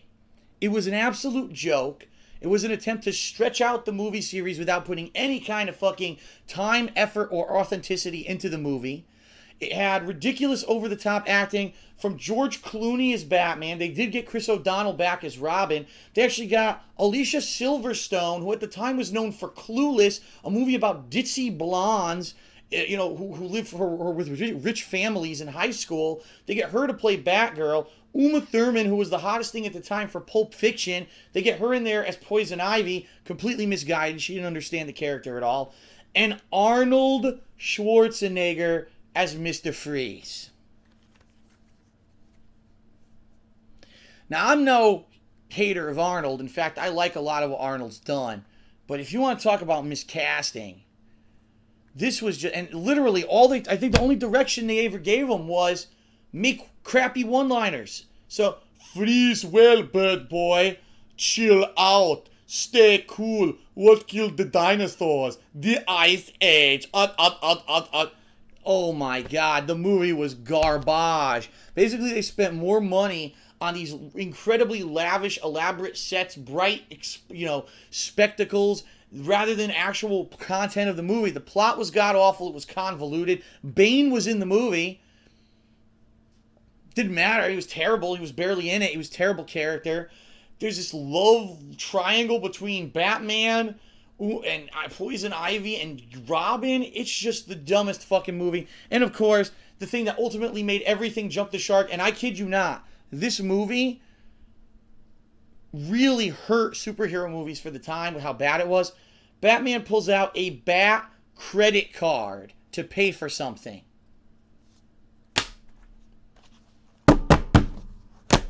Okay, so because of the success of movies such as Batman and Ninja Turtles, there seemed to be a heightened interest in the 1990s for superhero movies. And so what you saw was, it was like, I don't know why they picked like the weirdest shit. Now you have Batman and Superman already. Why wouldn't you pick Green Lantern, Wonder Woman, anyone that's like a mainstream character? No, the Phantom. Who the fuck is the Phantom? Nobody knew. When the movie came out, no one knew who the fuck the Phantom was. So the movie was kind of weird. It was way different than these kind of superhero movies that had come out. And it was more, I don't know, I can't even really remember too much about the movie. I just remember a lot of people saying, what did we just see? Like, we don't know much about the character. We saw the movie, we still don't know much about the character. Really weird that they made a movie like that. And there were these few movies, released in the mid-90s, that were like odd choices. Mars Attacks, which was a popular comic book line. They made a movie out of it that made no fucking sense. It just, the only purpose of the movie was to have aliens kill celebrities. That was the whole movie. They had, guess who? Jack Nicholson was in it. And like 10 to 12 celebrities running around being chased by Martians, and they're all getting murdered. That was like the whole movie. It was just so weird at the time. It was like, oh, we're going to take superheroes and comics and translate them into movies. And some of them got it, and some of them just like made no fucking sense at all. And we're just like confusing as shit. Okay? So then finally, I remember The Crow. There were a few of these really dark. They actually made a Spawn movie at one point. I don't know if people even know that. Spawn, who was the biggest thing of Image Comics, had a movie made after him. That was awful. It didn't fall in line with what they could do with the comic. The comic was so outlandish that they couldn't do that in the movie, and because of that, the movie ended up sucking. And I don't think that it was necessarily the movie maker's fault. It's that the source material was so out there that they had a hard time translating it into a more realistic movie with the special effects and stuff that they had at the time. But then we started moving into a new era where it was the Marvel Comics movies that really started to come to fruition. So the big one that I remember going to with all my friends, we were there near the front row, we were so excited to see it, X-Men. The X-Men movie, where you had Wolverine and Storm and Rogue and all your favorite mutants teaming up against Magneto and Toad and all the evil mutants on one side, Mystique. And X-Men, you have to understand, at this point, was a huge entity in comic books when this movie came out. They were like the #1 comic book ever. They were blowing everything else out of the water, and X-Men. So when the movie came out, people were like so excited. But similarly to like what happened with a lot of these other superhero movies, it didn't exactly hit the mark of what the comic was, because the comic was really over the top. They had these cartoony outfits they would wear when they fought, and they couldn't reproduce that. It wouldn't look realistic for the movie, so they kind of had like more toned down, realistic outfits, and their abilities weren't as full powered or as fully blown as they were in the comics. And the plot, it's kind of hard in a 2-hour movie to cram in this backstory of decades of writing and to explain all these characters. So a lot of the characters, for example, Storm, ended up feeling real shallow. You didn't really get to know the characters in those movies. But don't get me wrong, the movie was good. The first X-Men movie was actually quite good. And it actually did do well at the box office, to the point where it ended up spawning 2 sequels. The third sequel kind of went off the rails, Then during that period of time, you had the Spider-Man movie. So Spider-Man, the first one with Tobey Maguire, directed by Sam Raimi. There's a lot of Easter eggs in that movie. References to Spider-Man comics. There's Easter eggs to things like Bruce Campbell. He shows up in all the Spider-Man movies. And there's Easter eggs to other things Sam Raimi has worked on. But for the most part, the movie got the spirit of the character correct. okay? The movie understood that Peter Parker was a person who was emotionally scarred from the murder of his uncle, that he felt himself responsible for the murder of his uncle. He had this thing, with great power comes great responsibility, and he was torn between, do I use my powers for good? I'm actually, I have to. I'm emotionally and morally challenged to do so, okay? And so that was really the focus of the movies. And yes, there was some ridiculous Kirsten Dunst playing Mary Jane, even though in the comics Mary Jane is a freaking supermodel, and she's a model for magazines and stuff, for makeup, for clothing. Why the hell would she be? I'm sorry, Kirsten Dunst. I'm not saying she's bad looking. She ain't a supermodel. You know what I mean? She doesn't fit that archetype, so it didn't really make sense. Tobey Maguire, in some of those, sometimes he hits the character dead on, and then other times it kind of seems like he's overdoing it. He's overly being a wimp, or he's overly wisecracking a few times. It kind of, sometimes it made sense and sometimes it didn't. But I think that overall, the Spider-Man 1 and 2, a lot of people absolutely loved. Similarly to X-Men 1 and 2, a lot of people loved. And most people who watched those trilogies back then both thought that Spider-Man 2 and X-Men 2 were the best movies in those respective series. And then I don't know what the hell happened. I don't know if the directors, Bryan Singer for X-Men and Sam Raimi for Spider-Man 3, lost creative control. In fact, there's rumors that they did kind of lose creative control. Kind of similarly to how back in the original Batman, they had to get fucking Prince to do the soundtrack for it. So supposedly during that time, they lost creative control. And so they were told to do things with the movies that they didn't want to do. So Sam Raimi was told, listen, you're going to have fucking Venom, Sandman, you're going to have the Dark Spider suit, you're going to do this in the movie, this. And Sam Raimi was like, this is too much. You're giving me a script that has too much. It's too much to handle in one movie. It's going to be convoluted. You're going to have weird things in here. And basically they said, fuck it. If you don't want to do it, we'll get another director. He said, all right, fine, I'll take it. And basically what Sam Raimi did was made a sloppy movie with really, really overblown segments, such as the segment where Peter Parker goes emo, and he's a cocky emo douchebag walking down the street, acting like an asshole. He's fucking playing piano and shit. It's the craziest, zaniest thing that you would never expect to see Spider-Man do in the comics. And I think Sam Raimi kind of did it like a fuck you to the people who forced him to do stupid shit in the movie that he didn't want in the movie. Similarly to that, X-Men 3: The Last Stand basically wrote the series into the trash can. Because at the end of this thing, everyone's dead. Xavier's dead. Magneto's dead. Wolverine is no adamantium anymore. Jean Grey is dead. Cyclops is dead. Everyone's dead. Dead. Everyone fucking dies in that movie. And it was like, we liked the trilogy. What the hell happened with this third movie? Why'd they do that? And it was funny because then, later on, then you had the spin-offs with Wolverine, and then the spin-offs now with First Class, and now turning into Days of Future Past, where they're literally going to go back and retcon it all. That's right, they're actually going to go back and retcon what they did in X-Men The Last Stand because they did such a horrible job.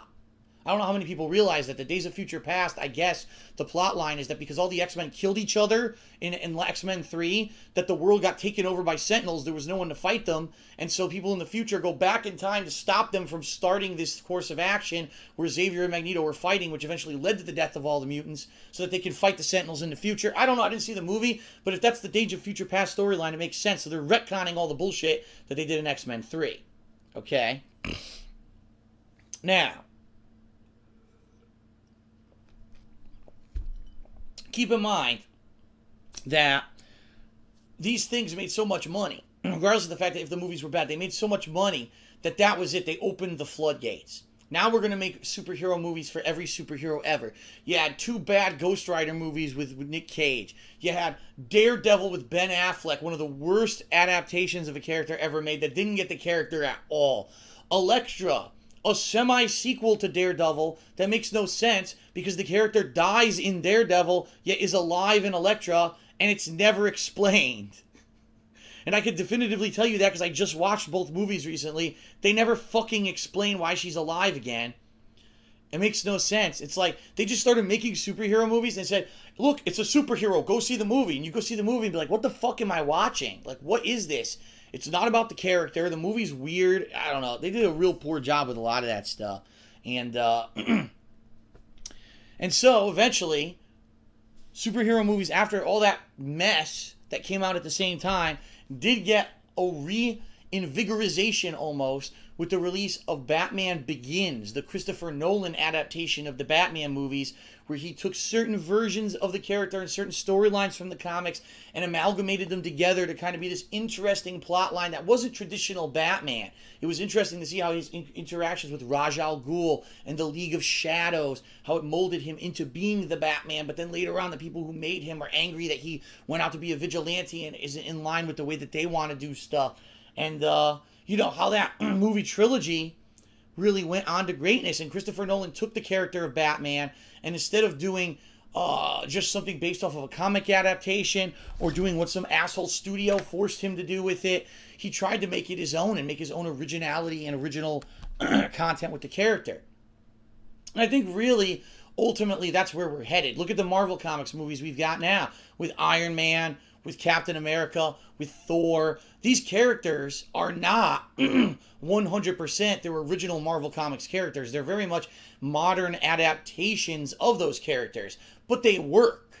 And so now the dynamo that we've got now really started its origins in this tumultuous time where they were trying to adapt every single comic book to be a movie, and some of the weirdest comic choices. And so it's funny because you still get ones that are hit and miss, like Watchmen. I thought that Watchmen, the movie, was great, but a lot of people did not like it. And they said that it was too overblown, too overdramatic. We didn't like the blue Dr. Manhattan dick that was in every scene. I personally liked it because I'd read the comics, and I thought that it was a great adaptation of the comics with a few changes that they had to do. But it didn't hit the mark with a lot of people. Sin City.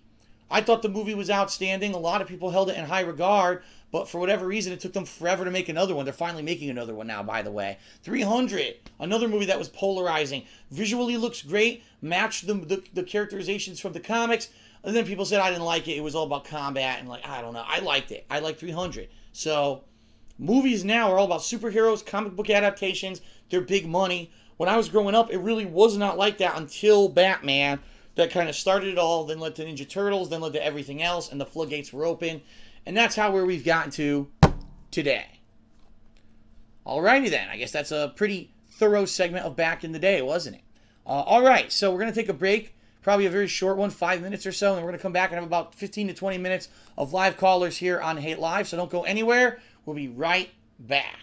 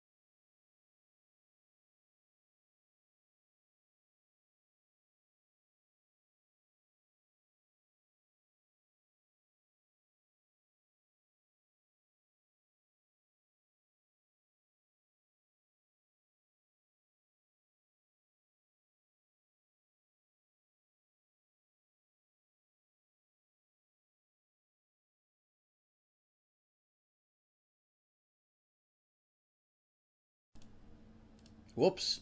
That wasn't right. That wasn't the right screen. In fact, I'm still not on the right screen. Hold on. Okay, everybody. So now we're going to try to take some Skype callers. Hold on while I open Skype, which I didn't even do yet. I wasn't ready. Always good to start a call-in segment when you're not ready for it. So my Skype is DarksidePhil. That is how you can contact me on Skype if you want to give me a call and talk about anything and everything, whether it's the movie segment, anything I talked about earlier on the show, or just something completely out of left field. Feel free to give me a call. We got about 20 minutes to field callers here tonight. So let's get this party started. See who we can get here tonight. And by the way, I'm already getting flack. Oh, you didn't mention Judge Dredd. You didn't mention Fantastic Four. You did not mention Hellboy. You didn't mention Blade. I can't mention every one. I mean, there's so many of these goddamn things that were going on at the time that I can't mention every single one that was out. But for the most part, I think I covered the major movie ones that were out at the time that people wanted to see, okay? All right, so here we go. Try this one. Hello.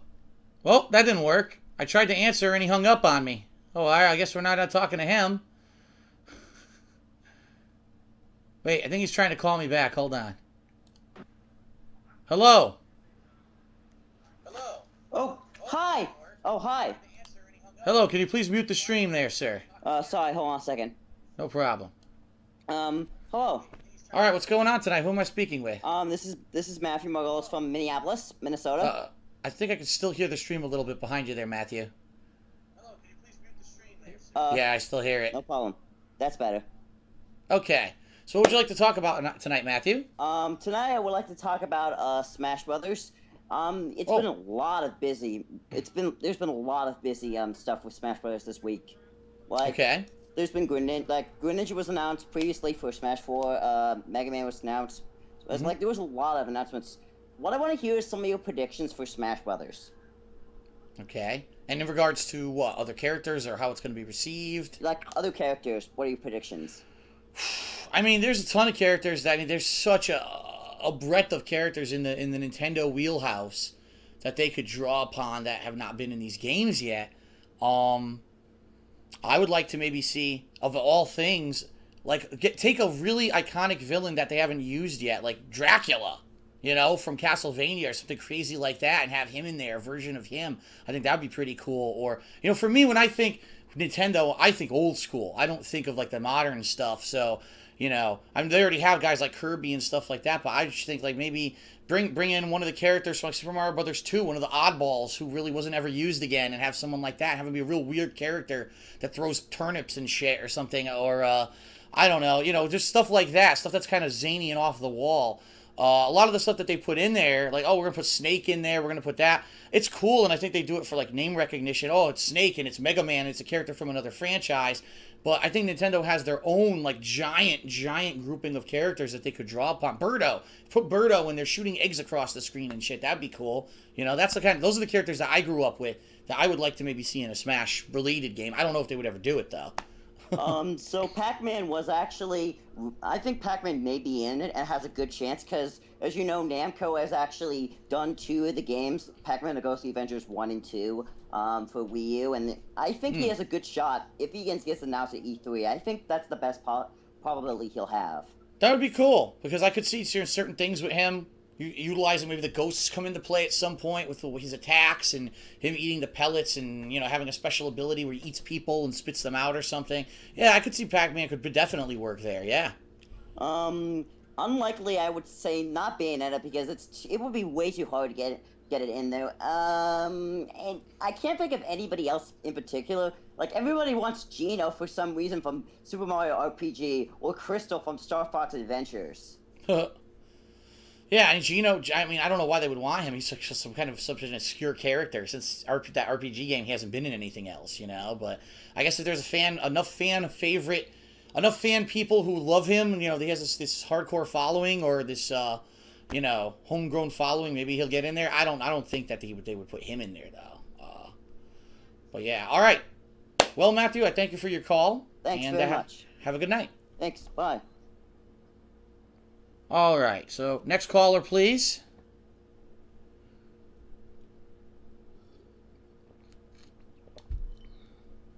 see what we got here. Waiting for something to pop up. Got nothing right now. I'm closing. I close these old calls. There we go. All right, let's see what this one is. It just popped up. Hello. Hello, Phil. Hello, and who am I speaking with tonight? You are speaking with a friend, perhaps. I don't know. Okay. And what would you like to talk about? Why is Adblock so bad, Phil? Please tell me. Well, Adblock is bad because there are services such as YouTube, such as Twitch TV, and not just those. There are many websites as well, who the way that they've based their business model is that they provide free content to you to watch on demand for free on a daily basis. And the way that they make their money, the way that they actually operate their website as a profitable business is not to bill you for it, not to say make you do a paid subscription like you would do with Netflix or with a paid cable station or something like that, but instead to provide you with ads that you would watch. And they make money because they are able to sell those ad spaces to companies. You know, if you can show, okay, on YouTube daily we get so and so amount of viewers, out of that amount of viewers 10 million people watch ads every day. Well, now you can get a company that wants to run an ad for their major movie or their major product to pay them money to run those ads. So in actuality, it works because it makes it a user-generated model. In other times, if you don't have that free content in exchange for ads, what ends up happening is you get things like a cable station where the only stuff they're going to run is going to be stuff that's pre-produced, took millions of dollars to produce, to put together. You don't get user-created content like you get from YouTube or Twitch. And really what happens is that this is the revolution that's happened since YouTube and Twitch were created. The common person has now found a way to express themselves to the internet, and the common people every day are becoming noticed for their talent, where previously maybe they wouldn't have been able to because they didn't have the money or the backing or the producing or the marketing to get their name out there and to get noticed. YouTube and Twitch are now the platform for those people to get noticed. So the free to watch, but watch the ads in exchange for the free content has really created a whole user-created culture on the internet that did not exist before that business model. So when you say, why is ad blocker bad? Well, because ad blocker completely bypasses that business model and says, I will take all the free content, thank you, but I will give nothing back. And when you give nothing back, these businesses can operate. You can't have a business like Twitch TV or YouTube continue to give you free content unless you give them something back. Now, here's the thing, and I actually mentioned this earlier today when someone was talking to me about Twitch TV. Twitch TV really, quite honestly, at this point, I think is giving up with ads. I really do. I think they are. They're giving up.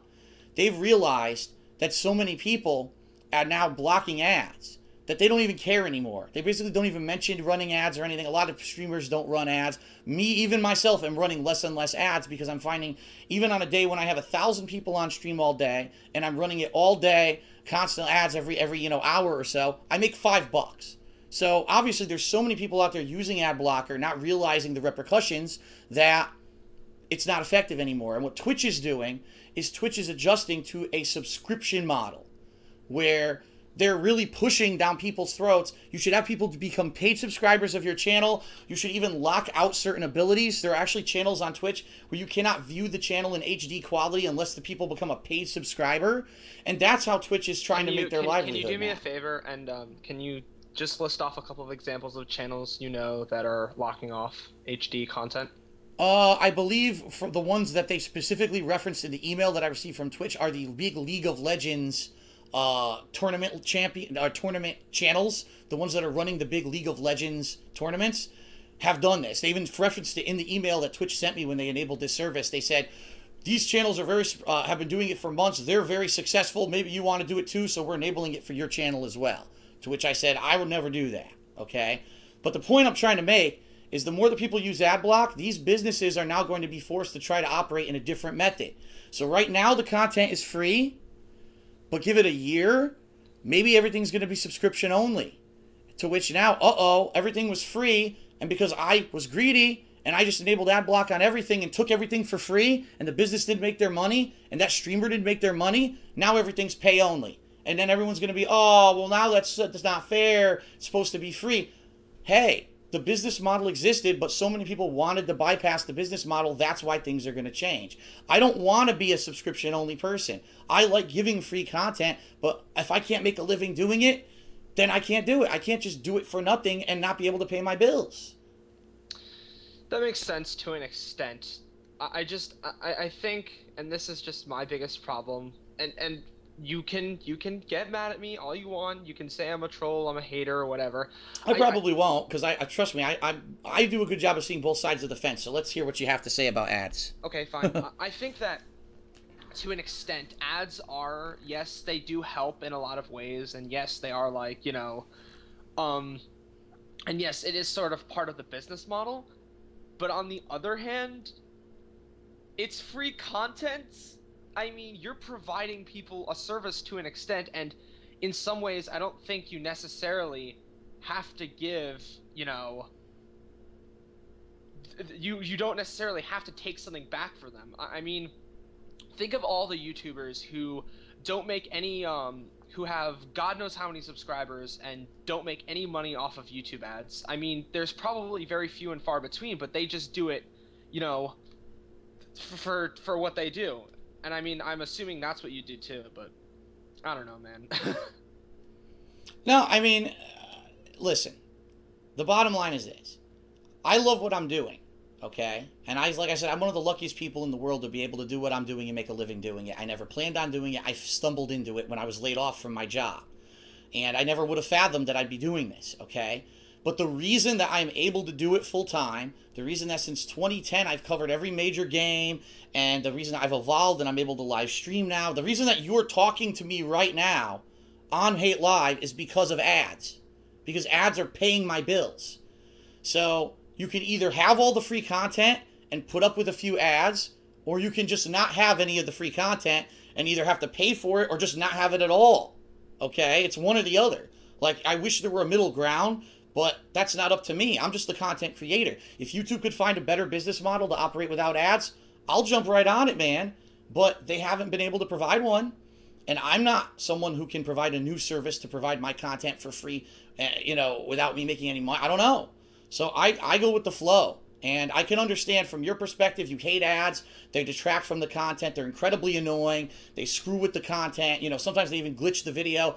I'm on page with you, man. I hate it. I try to watch my own fucking content. By the way, I don't have ad blocker on my PC. And the stupid ad with the dude twirling the fucking pizza and the loud blaring boom, boom, boom, boom, boom, boom. Oh my God, I want to rip my speakers out of my fucking PC and smash them because the ad is so jarring and I hate it. But I understand that it's a necessary evil for me to be able to continue to do, and for thousands of people to be able to continue to do what they're doing. So it's kind of the necessary evil. For now. Maybe in the future there'll be a different business model where you don't have to pay, but the person can still make out. But that doesn't exist right now, and that's why we got to put up with ads. All right, fine. Okay. Fair game. All right, thank you for your call, sir. GG no re. And I don't know what the hell that means, but I don't care either. All right, I'm closing off the callers here. All right, I'm waiting for the next call. Let's see who gets in here.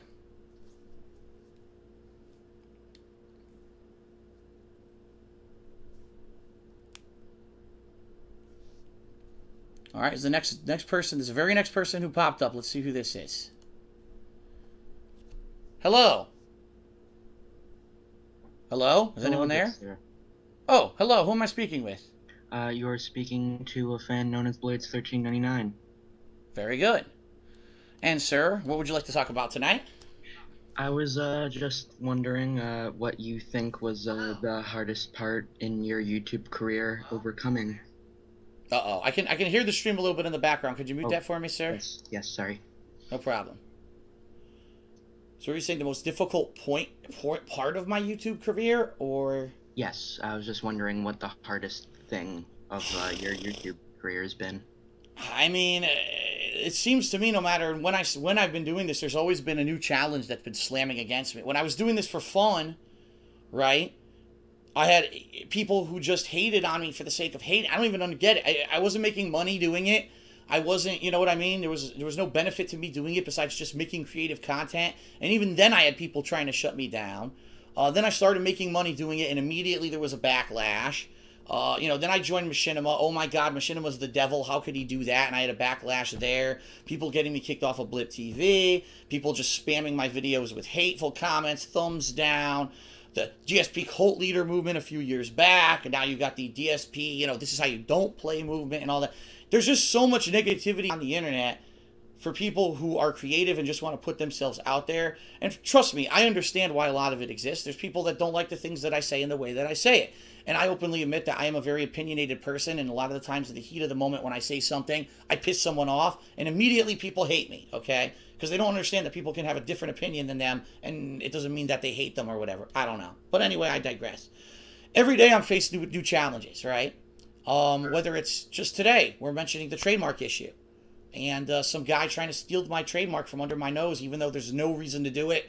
Whether he was going to try to blackmail me into paying him money or whatever to get it, or something to end my livelihood altogether, even though he doesn't stand a snowball's chance in hell of doing it because he doesn't have a legal leg to stand on. It seemed, I couldn't tell you that there's a toughest thing that I've ever done, because every day it seems that things are evolving and things are changing. But I think I've just mentioned a few of the things that I have to put up with, or that I have put up with over the years, that have been specific challenges that I've had to face and find a way to either overcome or just push through. Mm-hmm. Well, then what would you say would be the most gratifying or the best part of your YouTube career up to this point? Oh, by far the most gratifying part of my career is knowing that I am, on a daily basis, able to entertain people, able to put a smile on someone's face who otherwise may have been bored, may have been annoyed, may have been sad, may have been in a mood where they just didn't feel like smiling. And, positivity, positive reinforcement can have an amazing effect on people. You could be in the worst funk of your life and then just see something that makes you laugh out loud hilariously, and it can make you feel good. And I get messages like that on a daily basis from people who say, thank you so much for making the content that you do, regardless of the fact that you said one particular thing that pissed somebody off. I watch your content for the entertainment factor, and it puts a smile on their face. And the fact that I know I do that, and that, regardless of the fact that there's going to be people who don't like what you do, the fact that there are people who you are actively helping, that's what really feels like the most rewarding for me. And that's what I mean. Whether I'm making a living doing it or not, whether I'm playing the best games on the planet or not, no matter what, whether it's Hate Live, whether it's a playthrough, whether it's a vlog, as long as I'm entertaining you, that's all I care about. Being a positive influence, being something positive in someone's life, that's the biggest thing that I get out of doing what I do. Mm-hmm. Would you, just now a question that just came off the top of my head, but what would you say would be the best message you've got, regarding, people, thanking you for what you do? I've got for example, the one that I read you guys from, if any of you guys saw the Christmas special that I did last year, that was an actual message from a fan that I had saved and I read back in the Christmas special. That's just one example. I do have messages that I get like that, actual physical letters people write, emails, private messages like that. Unfortunately, people who are sick, people who aren't able to maybe get out of their homes often because they are sick, and so because they're able to watch a new video game that otherwise they wouldn't have been able to play, or watch me have fun just doing whatever I'm doing, and they really like that and they really enjoy that. People who have said, today was one of the worst days of my life, and I came home and I just watched your playthroughs for an hour and I started laughing, and that was enough for me. Thank you so much. Those are some of the real life messages that I've gotten that are just really positive reinforcement and keep me doing what I'm doing. Yeah. All right. Well, I thank you for your call. I hate to cut you short, but that was 3 questions. I do want to try to squeeze one more person into the show tonight. So I understand. Thank you for picking up my call. I thank you very much for calling in, sir. You have a good night. You too, Phil. Alrighty, bye. All right, we got time for one last caller. I'm going to try to squeeze in here, everyone. So shoot him up there, see if he can get in. The final caller for Hate Live tonight. Waiting. All right, one more. Here we go. Let's try this one. Hello. Can you Hello? hear me? Oh, now I can. Am I too loud? No, you're pretty good. Who am I speaking with? This is Escape Phoenix. Escape Phoenix. Unique name. All right, sir. What would you like to talk about tonight? So much to talk about. Thank you for saying that you were misinformed in the past, because I think that your style was one of the reasons why I guess elite gamers would get angry, is because you would blame the game for, you know, you dying, and there would be mechanics in the game that you didn't know about. And that's where all this hate would come from most of the time. I mean, I'd be watching it, I'd get frustrated because I would be like good at that game, and you know, that's why I think most of them would react the way they did. But I couldn't tell the percentage of whether or not you were trolling or you were truly reacting that way, because sometimes some of your videos you would say that you were naturally reacting, but then you would ham it up a little bit, like purposely, that's the game's fault, and you would just do it just to kind of be funny. I couldn't tell if you were serious or not sometimes. Could you like elaborate on that? Well, it depends, and obviously it's going to depend on what game you're talking about. If you're talking about Street Fighter, and it could be legit, or it could be me hamming it up. Street Fighter is kind of a unique perspective because most of the times when I'm complaining, I'm playing online, and online play lag latency is always a factor. There's a lot of times where things happen in an online environment that there's no effing way that stuff would ever work in an offline environment. And it's funny because a lot of people say they've only seen me play online, and they can't imagine how in a tournament I would be good. And then they actually watch me play at a tournament and they say, holy fuck, that guy's really good. Like, yeah, because I'm not putting up with the bullshit of online.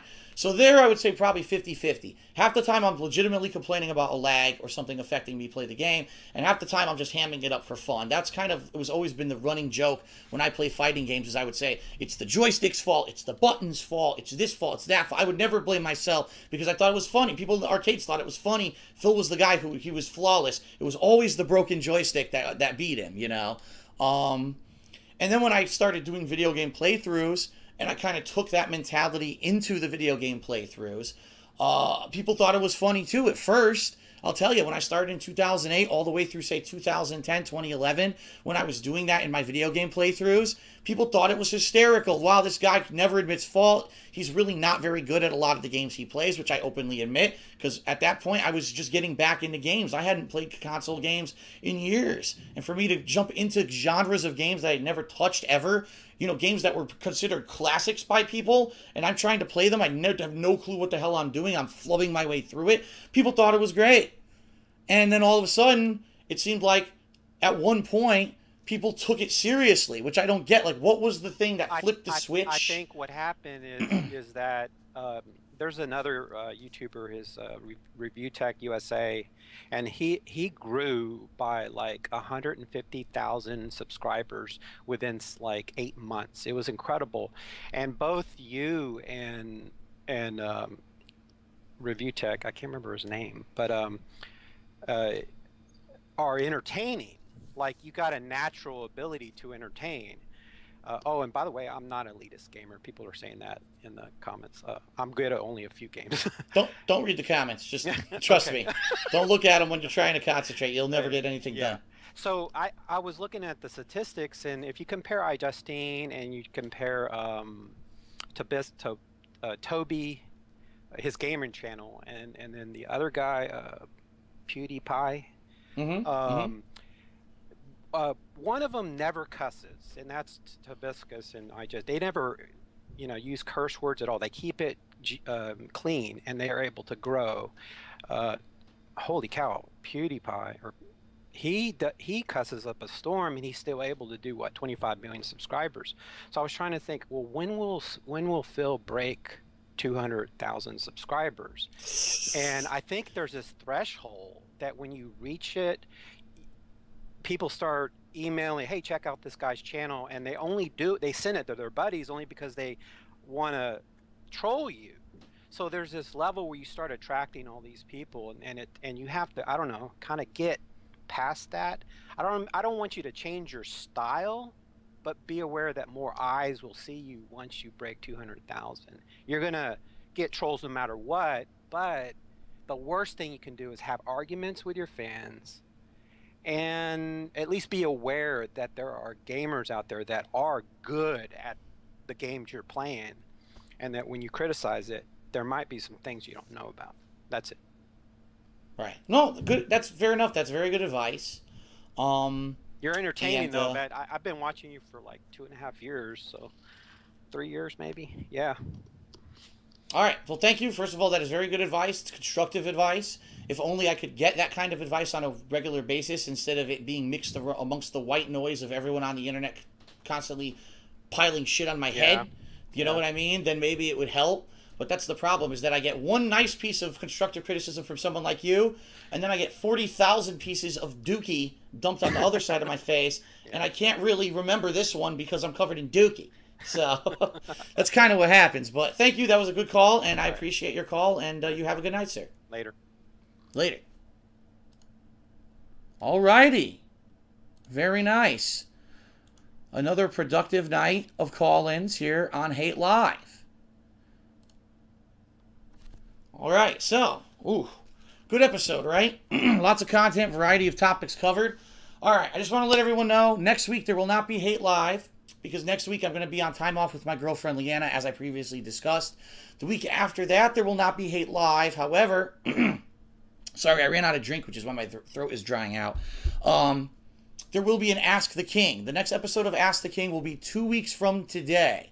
So everyone head over to the forums and thekingofhate.com. There's a thread there for it already.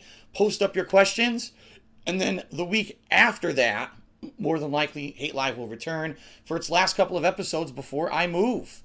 And then after a hiatus of a week or two while I'm moving and in transition, the next Hate Live coming out in late June, early July will be from my new home in Washington State. How awesome will that be? You'll get to see wherever the new filming location is, and we'll do that, and that'll be pretty neat. So,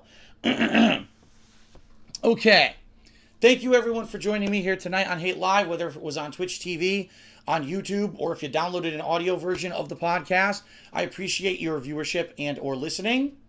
Thanks a lot. Please spread the word about all the stuff I talked about in this video. Obviously, there was a lot of important stuff, including the net neutrality issue that needs to get out there.